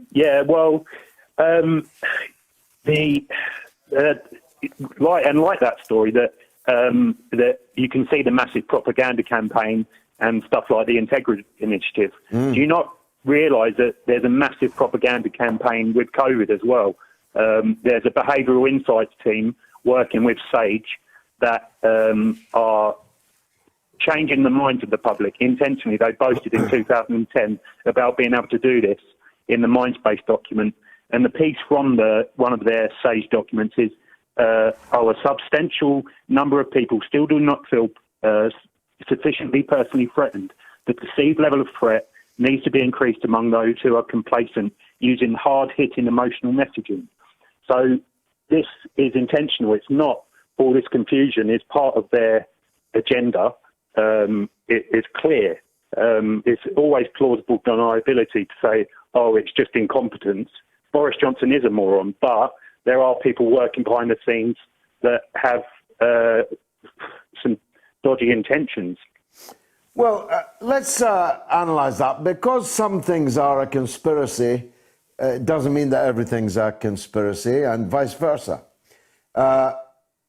Because something is being propagandized for by the government and the state, it doesn't mean that it's a bad thing.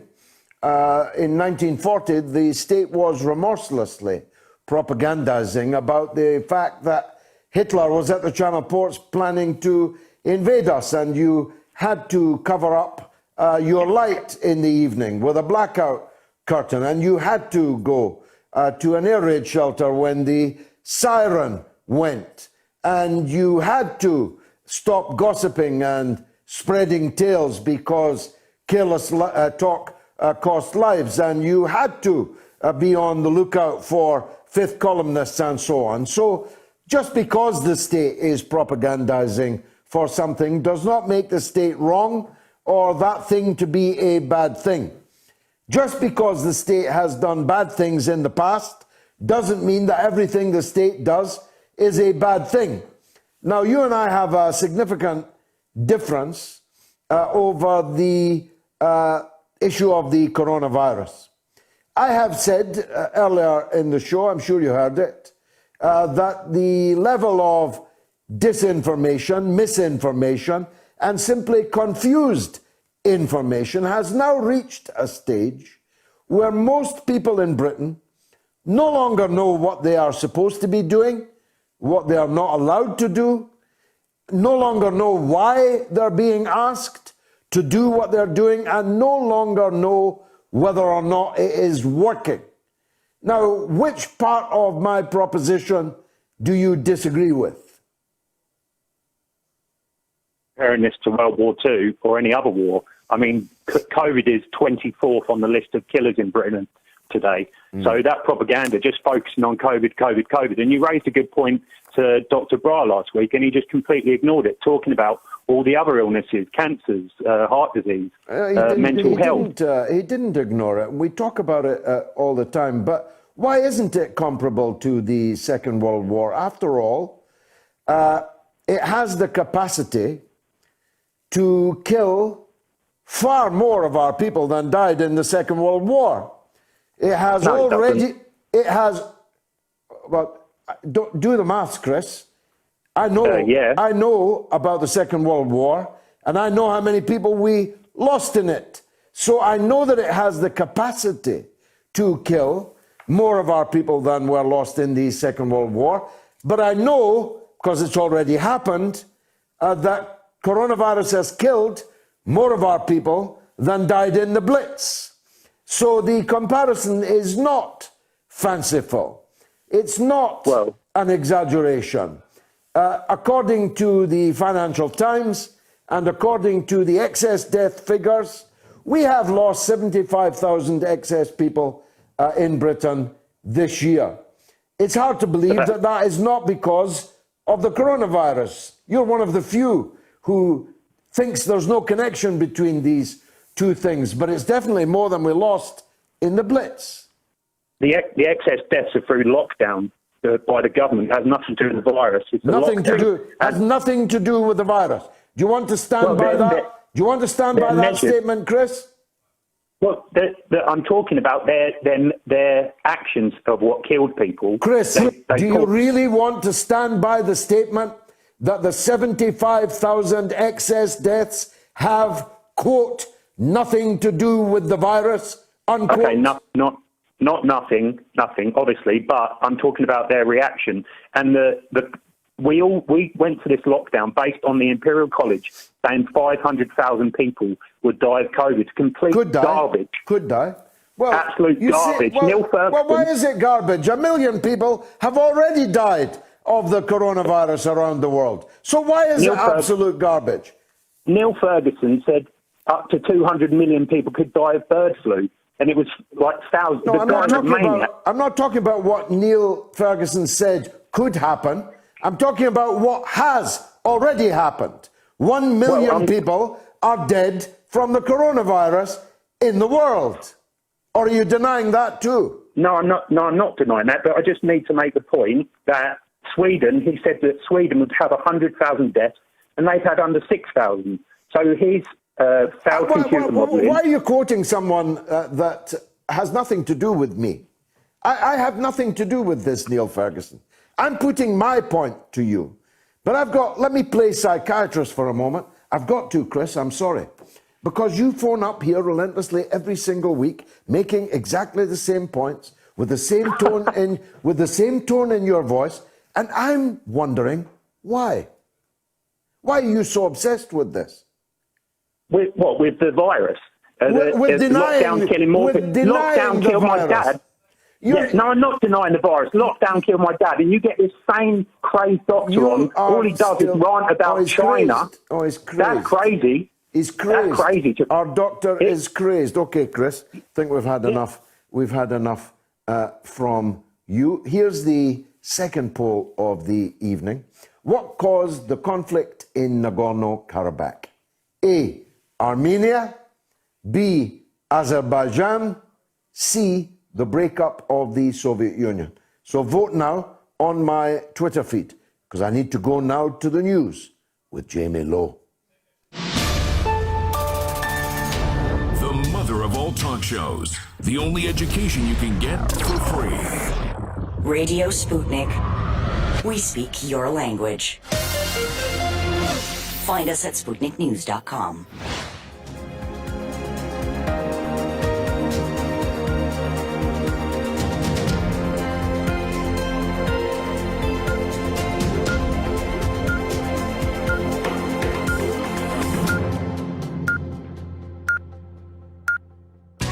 Radio Sputnik News. US President Donald Trump could be discharged from hospital as soon as Monday as he continues to recover from coronavirus, as doctors have said. Mr. Trump has been fever-free since Friday and is not complaining of any shortness of breath, according to Dr. Sean Connolly, who spoke to reporters outside of the Walter Reed Medical Center in Maryland today. He is now on dose 2 of 5 of the experimental antiviral drug remdesivir and is not experiencing any side effects. The US president said in a video on Saturday that he was starting to feel good and was looking forward to finishing up the election campaign the way it was started. The 4-minute video came a day after contradictory messages from his staff and medical team about his health being diagnosed with the coronavirus on Thursday night. The 74-year-old is considered to be at higher risk of serious complications from the virus due to his age, the outcome of his recent physical tests, and the fact that he is obese. As of Sunday morning, more than 7.4 million people in the United States have been infected with the coronavirus, and more than 200,000 have died. 65% of voters think the president would have avoided contracting COVID-19 if he took the virus seriously, according to a poll. The same poll suggests that his Democratic rival, Joe Biden, has taken a 10-point lead in the presidential race. Of the 1,005 people who responded to an opinion poll conducted by Reuters and Ipsos, 9 in 10 Democrats and 5 in 10 Republicans agreed with this statement. The poll suggests his illness has not widened his support, with Democratic rival Joe Biden making his largest lead in a month in the presidential race. The national opinion poll taken on the 2nd and 3rd of October suggested 51% are backing Mr. Biden, while 41% say they plan to vote for Mr. Trump. Another 4% say they are choosing a third-party candidate, and a further 4% said they were undecided. The coronavirus pandemic will be bumpy through to Christmas and potentially beyond that, Boris Johnson has warned, as he said it's too early to say whether local lockdowns are working. The Prime Minister acknowledged that there will be some members of the public who are furious at him and at the government amid the continuing COVID-19 restrictions. Speaking to the BBC's Andrew Marr, Mr. Johnson said the government was working flat out to allow for an easing of coronavirus restrictions in time for the festive period. But he again cautioned, being no doubt that it is still very possible that there are bumpy months ahead.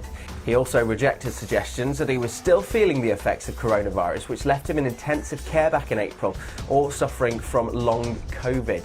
He said, "This is total tittle-tattle, it's drivel. It is not tittle-tattle, it's balderdash and nonsense." Azerbaijan's second largest city, Ganja, has been shelled by Armenian forces as heavy clashes continue over the disputed Nagorno-Karabakh enclave. The enclave is officially part of Azerbaijan but run by ethnic Armenians. The self-proclaimed authorities there said they hit Ganja's military airport after Azerbaijani forces shelled the region's capital. Azerbaijan says no Ganja military sites were hit. More than 220 people have died since the clashes began a week ago. There are fears that the actual death toll among the militaries from all sides, as well as civilians, could be much higher, as casualty claims have not been independently verified. Azerbaijan's military says its forces have retaken control of 7 villages since last Sunday, while Nagorno-Karabakh says its troops have improved their frontline positions. Earlier this week, Armenians said it stood ready to engage with mediators from France, Russia and the US to try to agree a ceasefire.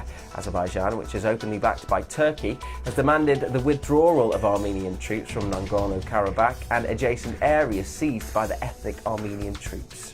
A further 12,872 lab-confirmed cases of the coronavirus have been reported in the UK, according to government figures.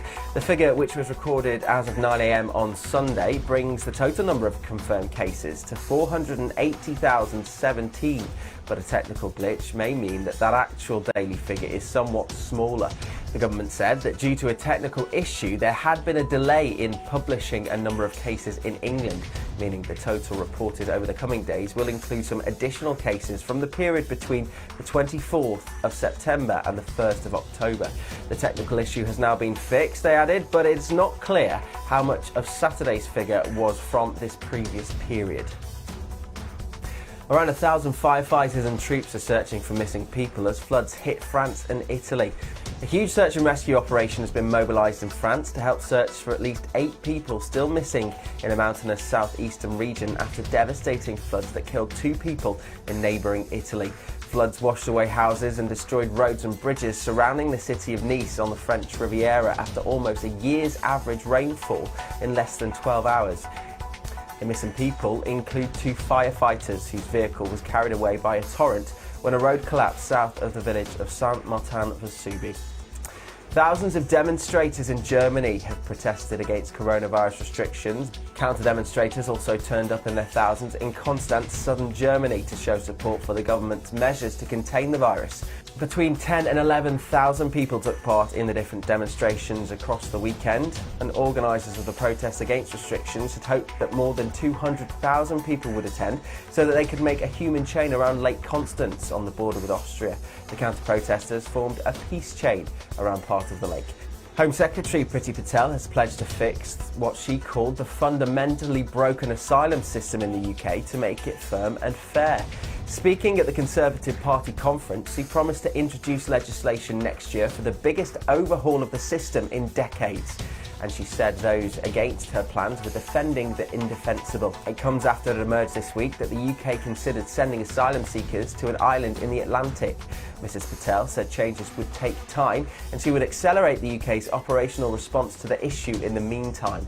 Labour's Shadow Home Secretary Nick Thomas-Symonds said Ms Patel's comments were more evidence of how lacking in compassion and competence the Conservatives are.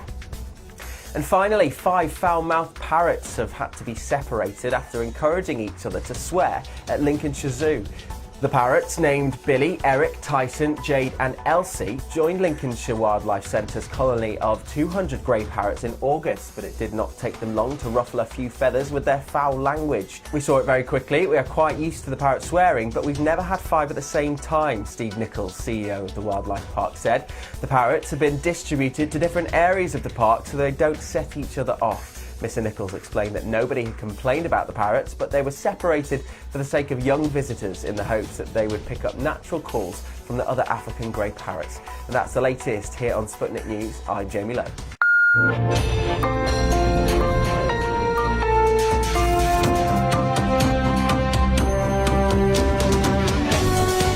You're listening to Radio Sputnik. Telling the untold. Welcome to the Open University of the Airwaves with George Galloway, only on Sputnik Radio. Well, the coronavirus doesn't go away from the headlines, is now striking down politicians in the United States in potentially game-changing numbers, both for the presidential election, but also for the Senate race, for the nomination to the Supreme Court. The President and the First Lady have both been diagnosed positive with it. Trump looked great in that video, in which case he either never had it or he's made of pretty stern stuff. But the battle goes on, as you just heard in the argument, interminable it seems to me, between Chris in Colchester and I, the level of denial or the level of disbelief amongst the public of our government and our authorities, and therefore by extension, including our medical people, is high. I don't know if it's getting higher. They are extremely agitational and voluble. They listen, they call, they post, and they have made some high-profile recruitment. David Icke, Neil Clark, other people like that have a significant following have become zealots of that club. Peter Hitchens become zealots of that cause. So the argument is still raging, hasn't gone away, despite the numbers having dramatically leapt this week. Slightly statistically misleadingly, because the numbers yesterday contained numbers that had not been counted and reported earlier when they should have been. But it's still a hell of a jump. 12,000 people and 49 dead people. That's a long way from the 1,000 a day that we were losing at the height of the epidemic, even though that was never acknowledged by the government, not once. But it now turns out that we were losing 1,000 people a day, dead, every day, for more than a week. And this was deliberately massaged, manipulated by the government to keep the number under 1,000, as if 900 and something wasn't bad enough. Now, look, there's breaking news. I'm just hearing that vaccinating all of the UK is, quote, not going to happen, unquote, according to the head of the vaccine task force, whoever that is. If a successful vaccine is found, only 30 million in the UK are likely to get the jab. This is being reported tonight by the UK's Financial Times. Kate Bingham is the head of the vaccination task force. So it's just as well that the Moats medic joins us, as always, on the line. Dr. Brar, thank you for that. Comment, if you would, on that breaking news. Quite startling, really. Hi, George. A pleasure to be with you. That was, I think, quite a powerful and factual summary that you've given. The breaking news, in particular, that you asked me to comment in, is the fact that not the whole of the population The whole population will not get it. Only 30 million are likely to get it, according to tomorrow morning's Financial Times. I mean, in a way, this is principally speculative. There isn't a vaccine. Britain, so Kate Bingham, you talked about, the head of the vaccine program in Britain, have actually signed up for between 300 and 400 million doses from a number of different sources, from the main Western pharmaceutical companies. They you may not be aware, but they have not expressed any interest in the vaccines which have been granted a license, albeit during advanced phase 3 testing, such as the Sputnik vaccine from Russia. They've not shown interest in the Chinese vaccine. So none of those vaccines that they have bought or showed an interest in purchasing have proved yet safe and efficacious in their round 3 trials. None of them have been granted a license, and it looks increasingly like a long period of time before we're due to see any vaccination. So that's speculative. That said, if a vaccine was available right now, it would make sense to prioritize the most vulnerable sections of the population. We've commented before that the median age of the population is over 40 years of old. And we know that everyone over 40 years of old would be at much higher risk of ill effects were they to catch the virus than those younger than that age. So it certainly makes sense to prioritize those. And if you could vaccinate and immunize that group fully, it would be not unreasonable to not vaccinate the other half of the population. Well, here's further and better particulars. No one under the age of 18 will get the vaccine. It's only for people over 50, as well as healthcare and care home workers. It will be aimed at those at risk, according to Kate Bingham. So you're saying, and I think you're right, in a situation of scarcity, these priorities would seem right.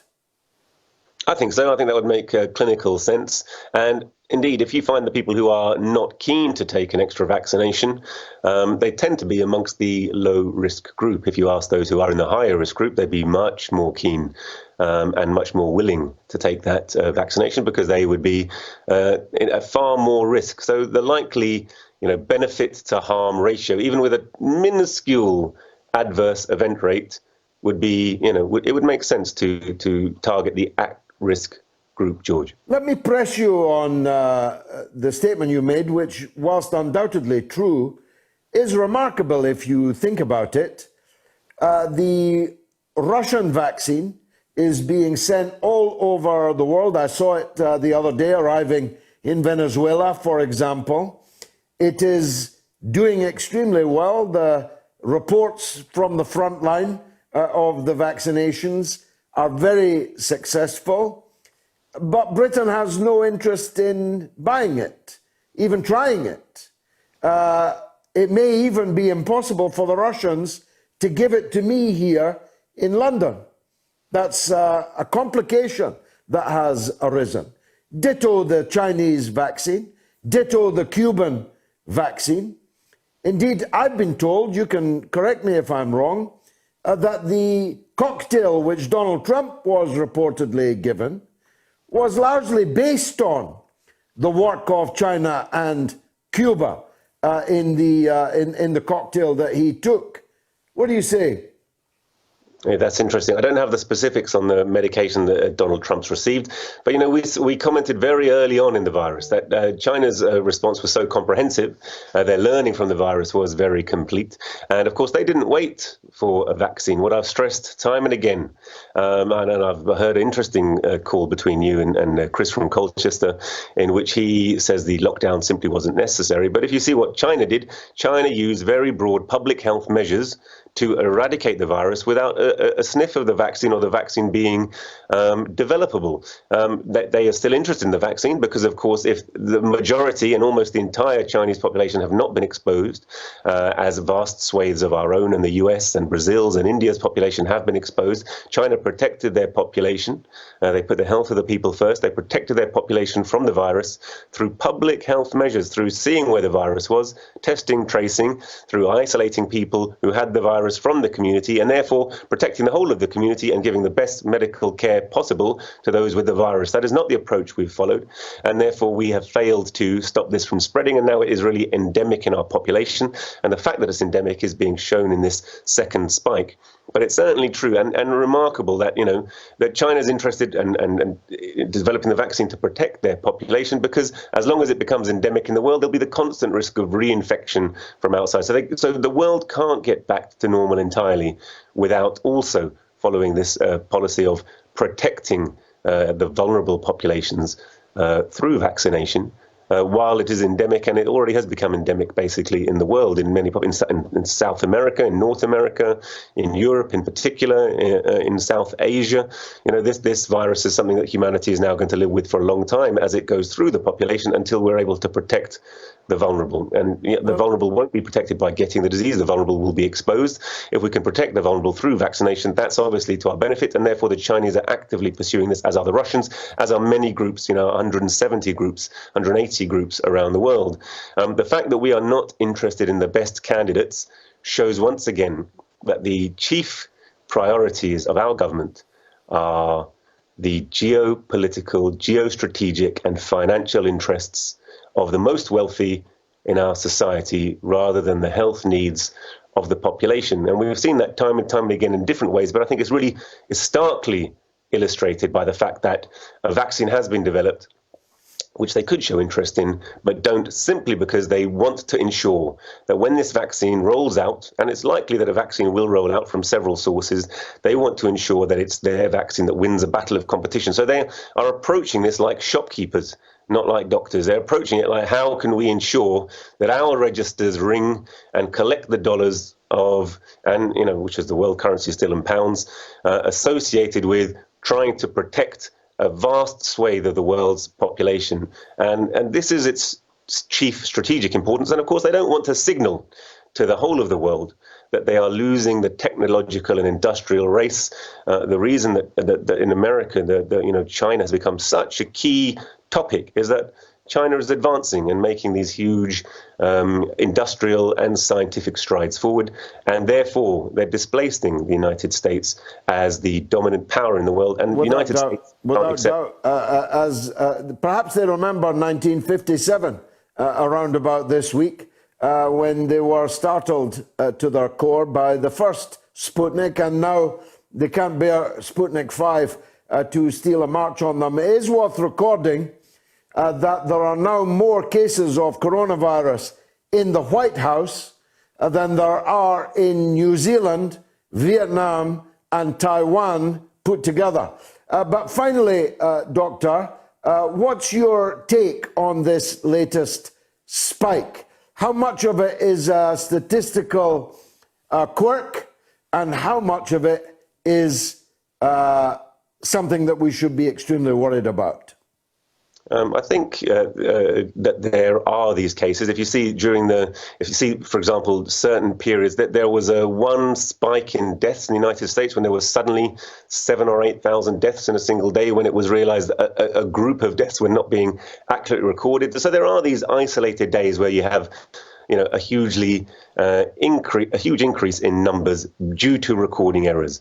But there's no doubt also that there was one figure from the Track and Trace app this week, or rather from the Case Tracker app, which suggested that perhaps the rate was flattening. But if you look at really many statistical markers, whether it's the hospital admission rates, which are really going up steeply, and we're seeing cases again in hospital. And I invite Chris from Colchester to go down to his local hospital in Colchester, look at the measures they have in place there, see that they're preparing for a second wave, and quiz any one of those medical doctors. I totally, feel for him that he may have lost his father during this time. I don't know the specifics of the case, but those people who think that they're losing people, not because of the virus, but because of the fact that the NHS is denied to them, or that other aspects of social service are denied to them. What they're really angry with is not the virus, it's not the absence of the virus, but what they're seeing is the effects that our NHS and our society have been actually overwhelmed because our government has been unable to make the correct measures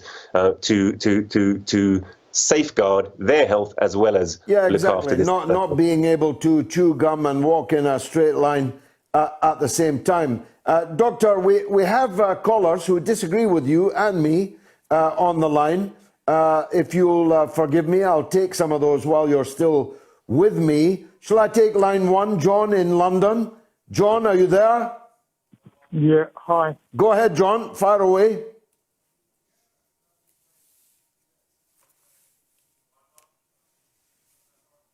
I'm not hearing that one. Line two, Michael in Croydon agrees with Chris and in Colchester. Michael, welcome.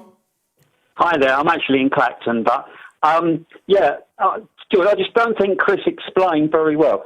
You're very dismissive of conspiracy theory. I'm a conspiracy theorist, but I try to keep on the common sense central line of conspiracy theory.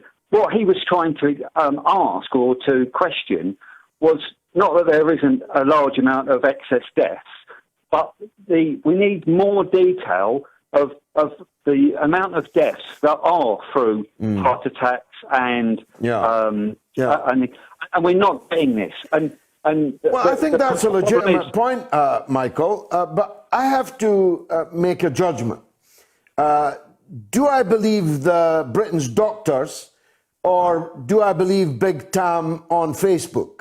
That's really the dichotomy that I face. Or do I believe Michael in Clacton or Chris in Colchester? Do I believe the massed ranks of dedicated National Health Service doctors, nurses, and professionals of all kinds? That's my problem, Michael. You obviously find it quite easy to disregard the views of the medical profession. You're being ungenerous to me. You're putting me saying that I'm saying we need the proper figures.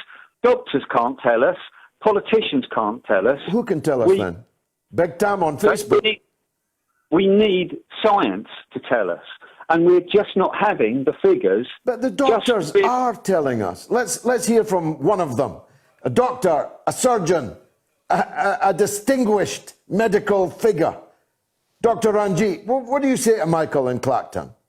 You know, I was wondering, Michael, whether you'd allow me to try and explain to you the significance of the excess death figure. Is he still there? He's still there. Let me basically explain. So, average deaths.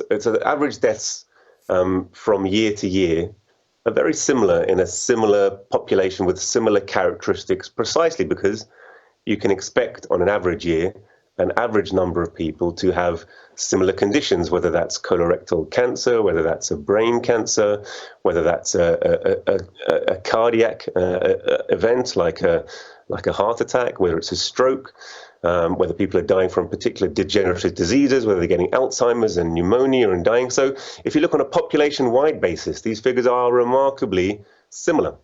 And therefore, the fact that during this pandemic, during the months of the pandemic, and very much tracking and relating to the numbers of infections and numbers of hospitalizations we're seeing with coronavirus, the fact that the average, so the excess deaths, more than normal, you know, suddenly we're getting 2.5, 3 times the number of deaths you would expect to see in that period at the same time as this one new infection is very clearly telling us that that is the cause of the underlying problem. Now, there are other issues.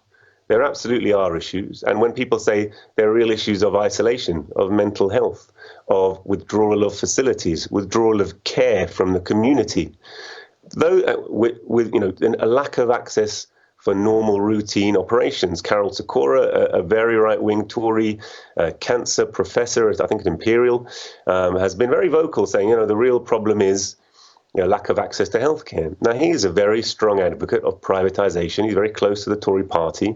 He has his own, you know, private practice, massive private practice in cancer care to look after and think about. So it's all grist to his mill when he's able to say these things. Good for his personal practice. But what he's not pointing out, and what our politicians are not pointing out, is the fact that actually what we're seeing is the effect of undercapacity in our healthcare system. Not long ago, less than 20 years ago, we had doubled the number of beds in our NHS. If we had that number of beds, it would be quite possible. You know, and we said from the very beginning of this, what we really need to do is have entirely separate units. The Chinese, when they published their document of how to deal with this virus, said you need a fever clinic. And they erected fever hospitals, entire hospitals that were dedicated to the care of patients with this single infectious disease. Just as in our history, you would see there were tuberculosis hospitals for dealing with that single infection, precisely because it's an infective agent that needs to be isolated from vulnerable communities. Our government didn't want to do that. It wanted herd immunity. It wanted the infection to spread, and we've seen the results of that. And that's a real number of deaths. It's a real toll upon our community. It's a real 75, 80,000 people who have already died, and this is far from over, I regret to say, Michael, and Chris, if he's still listening. So let me go on. Thanks for that, Michael. David in Malaysia also thinks we're wrong. Let's give him a chance. Go ahead, David. Thanks, George. Great show as usual. Thank you, mate. I respect Ranjit's views. There are alternative views out there. I'm thinking about an article by Chris Snowden on Spike this week, saying that the lockdown really wasn't necessary. There are other authoritative voices like John Lee, professor of pathology, saying that the lockdown is doing more harm than good and wasn't necessary in the first place. So I just wish you'd have some balance, get some other people on, some other expertise on. Well, first of all, you are balanced, and secondly, you're already hearing these people elsewhere. I have a point of view, and so does Ranjit, and I agree with it. And that's why we have this conversation every week, and that's why people like you are invited to phone in and put your point of view. Make one more point, and then I'll go to Ranjit. Go on, David. Can you get some of those people on, though, George? I mean, I can't make the case as well as John Lee, who's a professor of pathology, or Chris Snowden. Well, you've been persuaded by their case, so you must be able to at least summarize it. Well, their case is logical. I mean, the argument that Chris Snowden makes about Sweden, comparing Sweden only to Norway and Denmark, is wrong. And the idea that it's to do with population density How will you feel? He totally demolishes these arguments. It doesn't totally demolish it. Apart from anything else, Sweden is now heading in the direction of the British response, and never was the laissez-faire Valhalla that those who've been worshipping its very name of late have been predicting. But Sweden is actually now moving in the direction that Britain is taking. David, I'll let you come back in after Ranjit responds. Absolutely, all of your point of view there, David. But it seems to me that you're essentially saying that lockdown is wrong. You think the virus is real, but lockdown is wrong. Now, again, if we look at the countries who dealt with this very successfully, they didn't all have a generalized lockdown. And I don't think Sweden is the best example. Sweden has had a lot of restrictive measures, but it has left them to a degree up to the population to enforce, and it's sought to persuade them by education, and it's not had so many restrictions in place. Sweden, I think, it's reasonable to compare Sweden to the other Scandinavian countries because they do have similar population characteristics, and actually their rate is much higher than those, and very similar, in fact, to our own rate in our own country. And our own country is not an example really of a place that has had, good targeted public health measures. We've failed to do so, and therefore the lockdown was a blip in the overall response, and the overall characteristic response in our country really has been a laissez-faire one with an occasional measure. And it was very clear. They actually said from the beginning, what we'll do is we'll wait for the infection to spread through the population. When it reaches the point that the NHS is being overwhelmed in terms of ITU bed capacity, this is their trigger. So when the ITU beds are full to the brim with COVID patients who can't be looked after, then that's their trigger for locking down, and they'll then let it run through the population and again and again and again. And they predict that there'll be several spikes. They've been quite open, our government, in saying that's going to be their model. It's not a model of very clearly seeing where the virus is and restricting the virus from access to the rest of the population. And the countries which have done so very well, very successfully, without vaccines, without huge numbers of medical innovations, but using really basic public health measures, are those who have been able to mobilize the resources of their country, medical and economic, and put the lives of their people first. And our government and the United States government have palpably failed to do that. David, last word to you. But all I'm asking for is some alternative views, some alternative expertise views, not my views. I'm not an expert. But get John Lee on or get Chris Snowden on and get them to put the point. Well, you're already listening to them and reading them elsewhere. Why should I mean, do you want me to put, I don't know, Francois or someone I profoundly disagree with on China? Look, let me think about it, David. I'll come back to you on that. Last call for you, Ranjit. John in London is back, thinks the government is misleading us. Let's hear why. Go ahead, John. Well, I don't know if they're misleading us at the moment, but what I will say is in the past, when you vote a government in... Sorry, George, I don't know if you were hearing me, but I'm not hearing the call. Okay, can you hear me? I can hear you, John, but Dr. Ranjit cannot. But I will summarize to him what you tell me. So go ahead. Okay. At the moment, when you get a government in power, certain governments will tell you one thing, another government will tell you another. So, we've been lied to in the past about certain things. We've been misled in the past by certain things. So is it any wonder why people in the United Kingdom is not taking any notice of what's happening at the moment? It's no wonder at all. And in fact, exactly. You have no disagreement with me or with Dr. Ranjit. We both are at the forefront of saying the reason that there is a crisis in government credibility, state credibility in Britain is because the state and the government, successive governments, actually the Labour government of Tony Blair, worst of all, have systematically and on a massive scale lied to the people. Ranjit.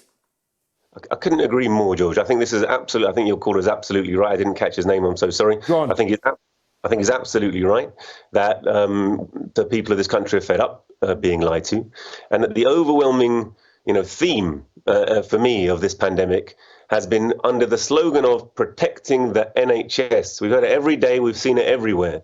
Actually, taking a sledgehammer to the NHS.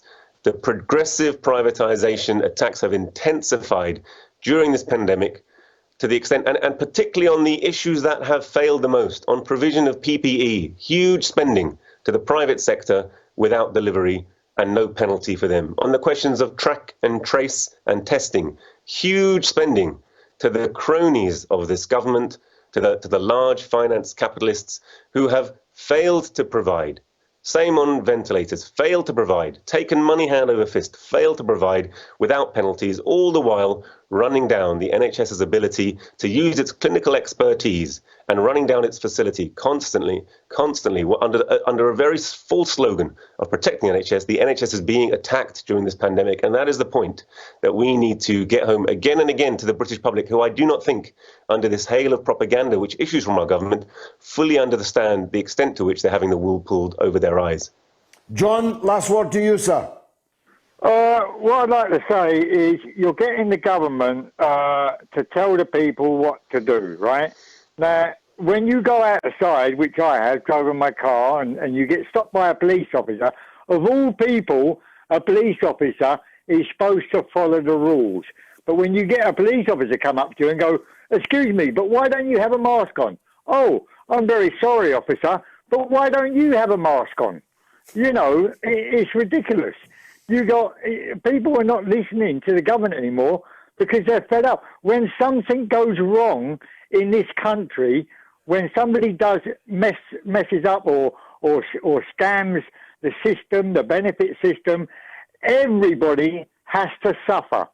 Everybody has to go through the process. One person makes a mistake and we all have to suffer. Okay, John, thanks for that. Lastly, Doctor, before I let you go, I projected the argument earlier that because nobody in their right mind anyway, is any longer confident that Boris Johnson can sail us through these difficult waters, that this too needs to be, if you like, privatized. We need a COVID czar, someone credible, someone who can speak to all sides in this debate, someone of weight to be in charge, obviously sackable if they fail, but be in charge, be the person with whom the buck stops. What do you think of that idea? I think it's a nice idea, George. I've seen so many. I mean, when you say czar, I always think of Tony Blair's government. He was always promoting czars of one nature and another. The problem, of course, is that the overwhelming issue is not just one or other politician. The problem is the framework within which they're working. They're unable to do anything except more of the same. The entire framework of government is set up to fleece the people, I'm afraid, to run down the NHS, and without the power to turn around that entire direction of travel, it's unlikely that any one individual will be able to make the necessary policy changes unless we said we were going to scrap PFI, we were going to scrap the private farming out of testing, and all care would be provided in common through through the National Health Service, which should be fully nationalised, renationalised, the parts which have been privatised. If someone were able to champion that as an approach, then absolutely we could get the clinicians who have the relevant expertise across the country, and there are thousands and actually tens of thousands and hundreds of thousands of them. We can mobilise them to really give the response that would make us as a nation proud and confident that we are actually dealing with what should be just an ordinary health contingency, but actually is the direct result of privatisation, running down of our systems which are supposed to protect us. This is the inherent problem that we're having at present, George. Dr. Ranjit, thanks for staying extra long this evening. I appreciate it very much. Calls all the way to the end of the show, but after this 60-second break.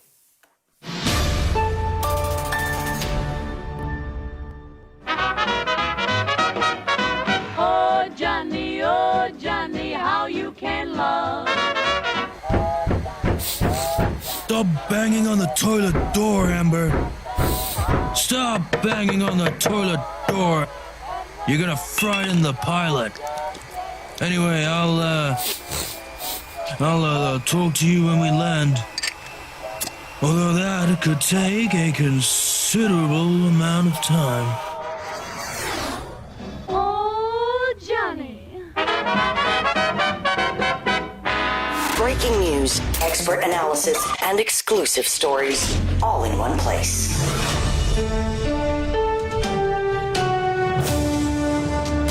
Radio Sputnik, telling the untold.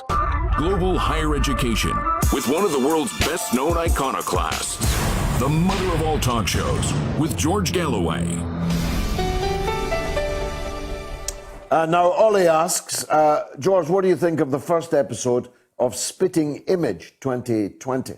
I haven't seen it, actually, although it's being done by a former workmate of mine and friend of mine, Matt Ford, a right-wing comedian, I think you could call him these days. He is a funny guy, but I haven't seen the show. I'll tell you next week. Nadia says the US has 7 million sick and 220,000 dead. We have 6% of the total world population and 25% of total world sickness. Nadia, you've also got 25% of the world's prison population. And maybe these two things are actually not unconnected. Let's hear from Dimitrios in Chicago. Let's hear from him. Go ahead, Dimitrios. Hi, George. I want to thank you. I've been watching you for many years on TV, especially when you were in front of Congress. It was wonderful to watch. Thank you. It was a nice day. I wanted to tell you that there's so many lies on YouTube, even on the liberal stations about China. So I on YouTube, I leave messages about China, what they're doing and how they're lying. But no matter, I get censored, and I've gotten censored. I've done it many times. I've spoken about Russia and China, and I get censored. Now they're getting rid of my subscriptions. And I can't even get through. I have a hard time getting to you. So I know they're watching me, but it's a shame that in my country that we can't even tell the truth about a wonderful country like China who wants to do work with us, who wants to be our friend. But I'm kind of worried about it because they seem to be kind of watching me. I get off the crazy things on the internet, and I know I'm not a goofy guy, but I'm worried. Well, you're certainly not censored here, Dimitrios. You're welcome anytime, and you're doing God's work if you are trying to counter the lies about China and Russia, and may God strengthen you. Brian is in Glasgow on COVID. Go ahead, Brian. Hi, George. I was just watching. It was really quite interesting, the debates there with Dr. Brewer. Yeah. And I kept sort of on the conflagration between the reality there is a COVID-19 and the idea that, well, wait a minute, the response to it. And for me, corporate-wise, it's also what Dr. Brewer talked on with NHS, he was saying not the problem with just one particular parliamentarian, but the way the system is. It's all being used as a front, whether it's for profiteering or to blame economic inevitabilities that were going to happen because of the structures. And for me, it's blatantly obvious. And I was also going to ask George if he saw, for me, what was the first real honest synopsis of Julian Assange prosecution, the young journalist that came out. You'll probably know who he was, but he was fantastic because he called it out for what it is. Is that the one, the young man that was talking outside the Old Bailey? Yeah. Yeah, very powerful. Yeah, very, very good. It was. Brian, just because of the hour, I'm going to cut you short. Thanks for making those points. Eves is in Idaho. Go on, Eves. Hello, George. Thank you to have me on. I just wanted to say, my son is an ICU. He has seen many COVID. He has intubated many COVID. And what he says, and I think it clarifies the situation between different people, is that what's important is to reduce the inoculum. that means the exposition to the virus. So this is why I think you have a disagreement about lockdown, because what he says is that in the situation of Italy, for instance, where people live in the same house and so on, if you lock down, you may be increasing the inoculum on the old people from the young people because everybody is locking down, nobody goes out, nobody has masks and so on. But they did reduce the propagation of the virus. So at the end of the day, he say what's important is to have a virtuous cycle going on where people stay away from each other, wear masks. At home, they don't wear masks, but they talk a little far away, and all this good behavior is at the end what makes somebody not so sick if he catches it. And that, I think, is very important to have this concept of inoculum. Well, a virtuous circle would be a fine thing, and not just on the COVID. Thank you very much, Eve, and best of luck to your son, the ICU doctor. Gary says, if an SNP MP can flout the rules and endanger lives, why should anyone follow the narrative that COVID is the deadliest virus to the human race? Well, it's certainly the most infective in the air at the moment. And that gives me the opportunity, Gary, to draw attention to what is a quite extraordinary story that many people in other parts of the world may not be fully across.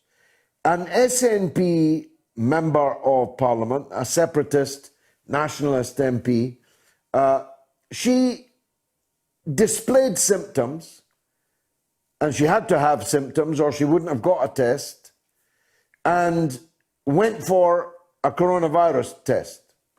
While she was waiting for the result of the test, but still suffering the symptoms, she visited a beauty parlor, a gym, even a police station to talk about the coronavirus with police officers, and then got on a train with symptoms from Glasgow to London, then went into the House of Commons with symptoms, rubbing shoulders at least with all the other MPs, all the other staff in the House of Commons, the police officers, the ladies that serve the tea and the dinners and so on.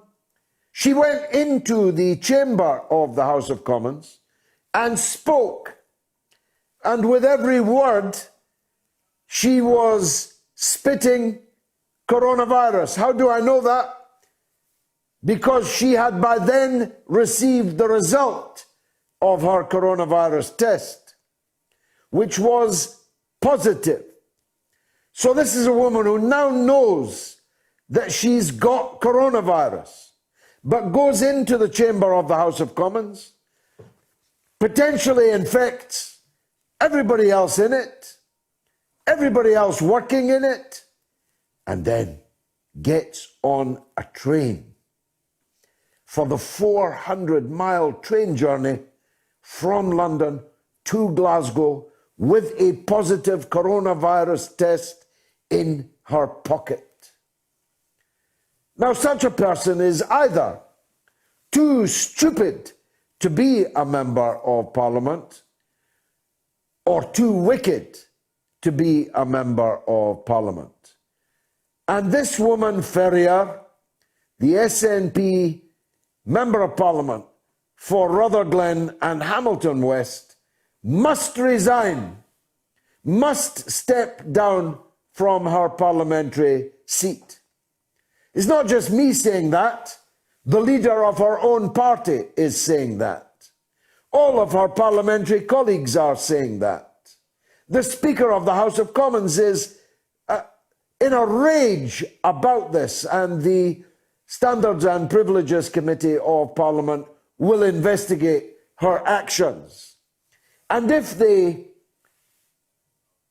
find that her conduct is so reprehensible, reckless, and dangerous that they are going to suspend her from the House for 10 days or more, then she will be subject to a recall petition in her constituency, where if 10% of her constituents, that's roughly 8,000 people, sign that recall petition, then she will be forced to step down and fight a by-election, which she would do not as a member of the Scottish Nationalists, because they have completely disavowed her. So I give her this notice now. It would be better for you to resign with some dignity, because it seems inconceivable that you will not be suspended for 10 days or more. And if you are, I will be on the streets of your constituency, collecting signatures to force you to stand down. It would be better by far if you did now the decent thing that you didn't do when you had that coronavirus symptoms, and then even worse when you had the coronavirus positive test. I hope you'll do it, Miss Ferrier. I hope you'll do it for Scotland. I hope you'll do it for your constituents. And frankly, I hope you'll do it for yourself. Now, as you probably heard earlier, but I hope you haven't forgotten, you can register now on my Patreon page. First 500 early birds get a bonus to reserve your seat for the Moats Extra, which begins a week on Wednesday, the 14th of October at 8 p.m. You can watch it on my Facebook page, and if you go to it now, you'll see an event post.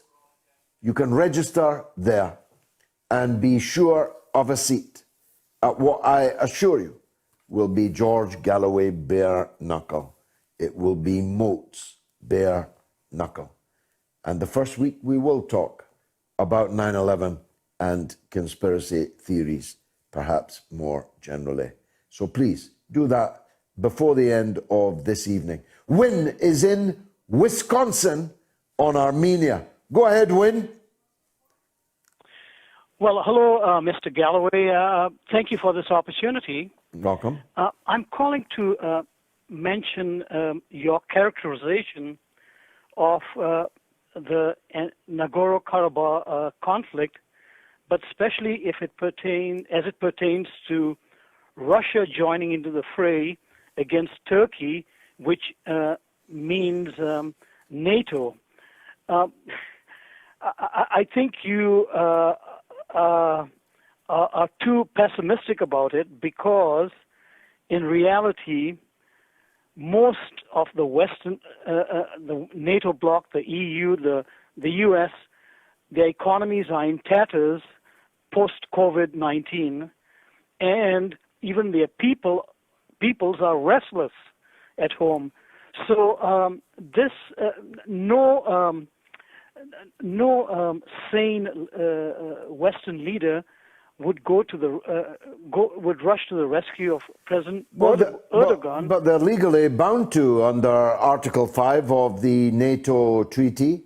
Any attack on Turkey is an attack on all the NATO members. That's a treaty obligation.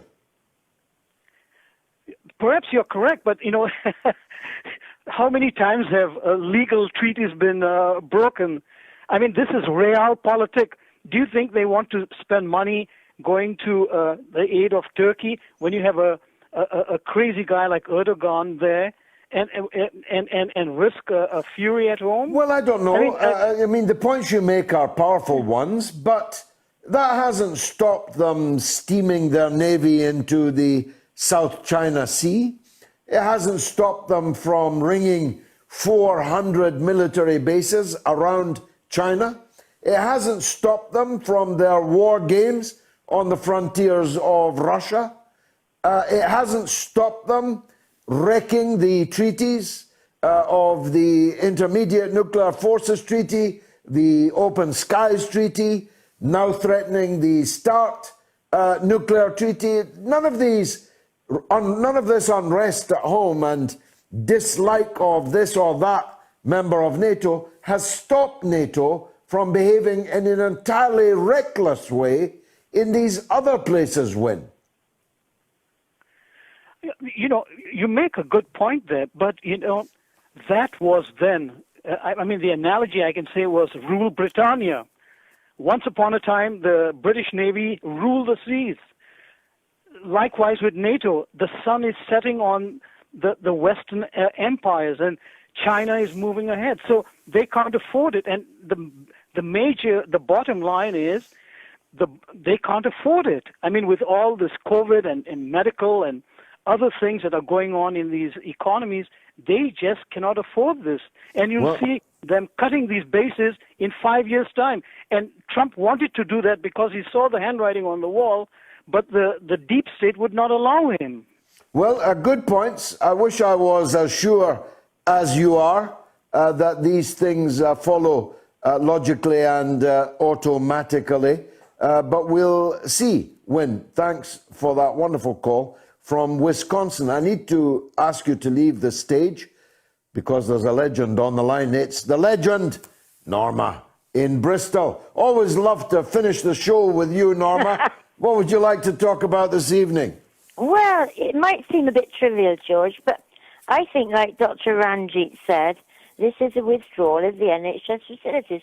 Now, I am deaf in my right ear. I've got the phone in my left ear. My surgery told me because of COVID, they won't syringe my ear, but I could go private, and it would cost £50 for one ear, and if it's both ears, £90. Wow. You know, some people could not afford that, and it's really bad, this deaf. My husband's a bit deaf as well, so we're just shouting at each other. Are you deaf in the same ear? Yeah, no, he's just deaf anyway. He's got a hearing aid, but he doesn't work it properly. But I mean, my point is this the direction that the NHS is going? Because it takes 5 minutes. It's an absolute scandal. I mean, the scandal is twofold. That the NHS cannot provide a 5-minute task to clean an old dear's ear out and help her to hear better. And secondly, that it's £50 and £90 for both of them.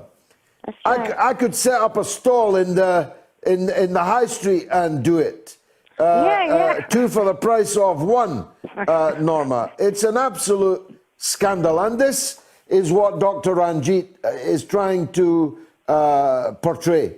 That we are ineluctably, it seems, on a path towards the Americanization of our health system, and the American political parties have turned their faces away from moving in a European or British direction as was. And that is a tragedy for both peoples. I believe in the National Health Service. Not uncritically, actually. It's got a lot of things wrong with it, and always has. I'm not one with stars in my eyes about the National Health Service. No. I have personal reason to be sure of the fact that the NHS is not always what it should be. But it's one heck of a lot better than having to pay each time you need your ear syringed. When you get to your venerable status as a legend of radio, you'd think they'd be honoured to syringe your ears. Fagash Flow is known throughout the land. Let me be clear about that. So Bristol NHS, I hope you're listening and that you'll put aside this foolish notion that you can demand £90 from Norma and others like her for the mere syringing of an ear. Thank you, Norma, for that call. Thank you, everyone, for their calls and emails and tweets. Thank you, everyone, for watching. Last week was as good as it gets, as good as it's ever been. 1.2 million viewers, plus listeners that we can't count on the internet, on FM and on AM. It's been marvellous for me. I hope it was for you. And if it was, come back at the same time, same place, next week, and bring another viewer, bring another listener with you. I've been George Galloway. This has been the mother of all talk shows, and you have been a wonderful audience. By the way, most people blame the breakup of the Soviet Union for the conflict in Nagorno-Karabakh. Clever people, our viewers and listeners. Good night.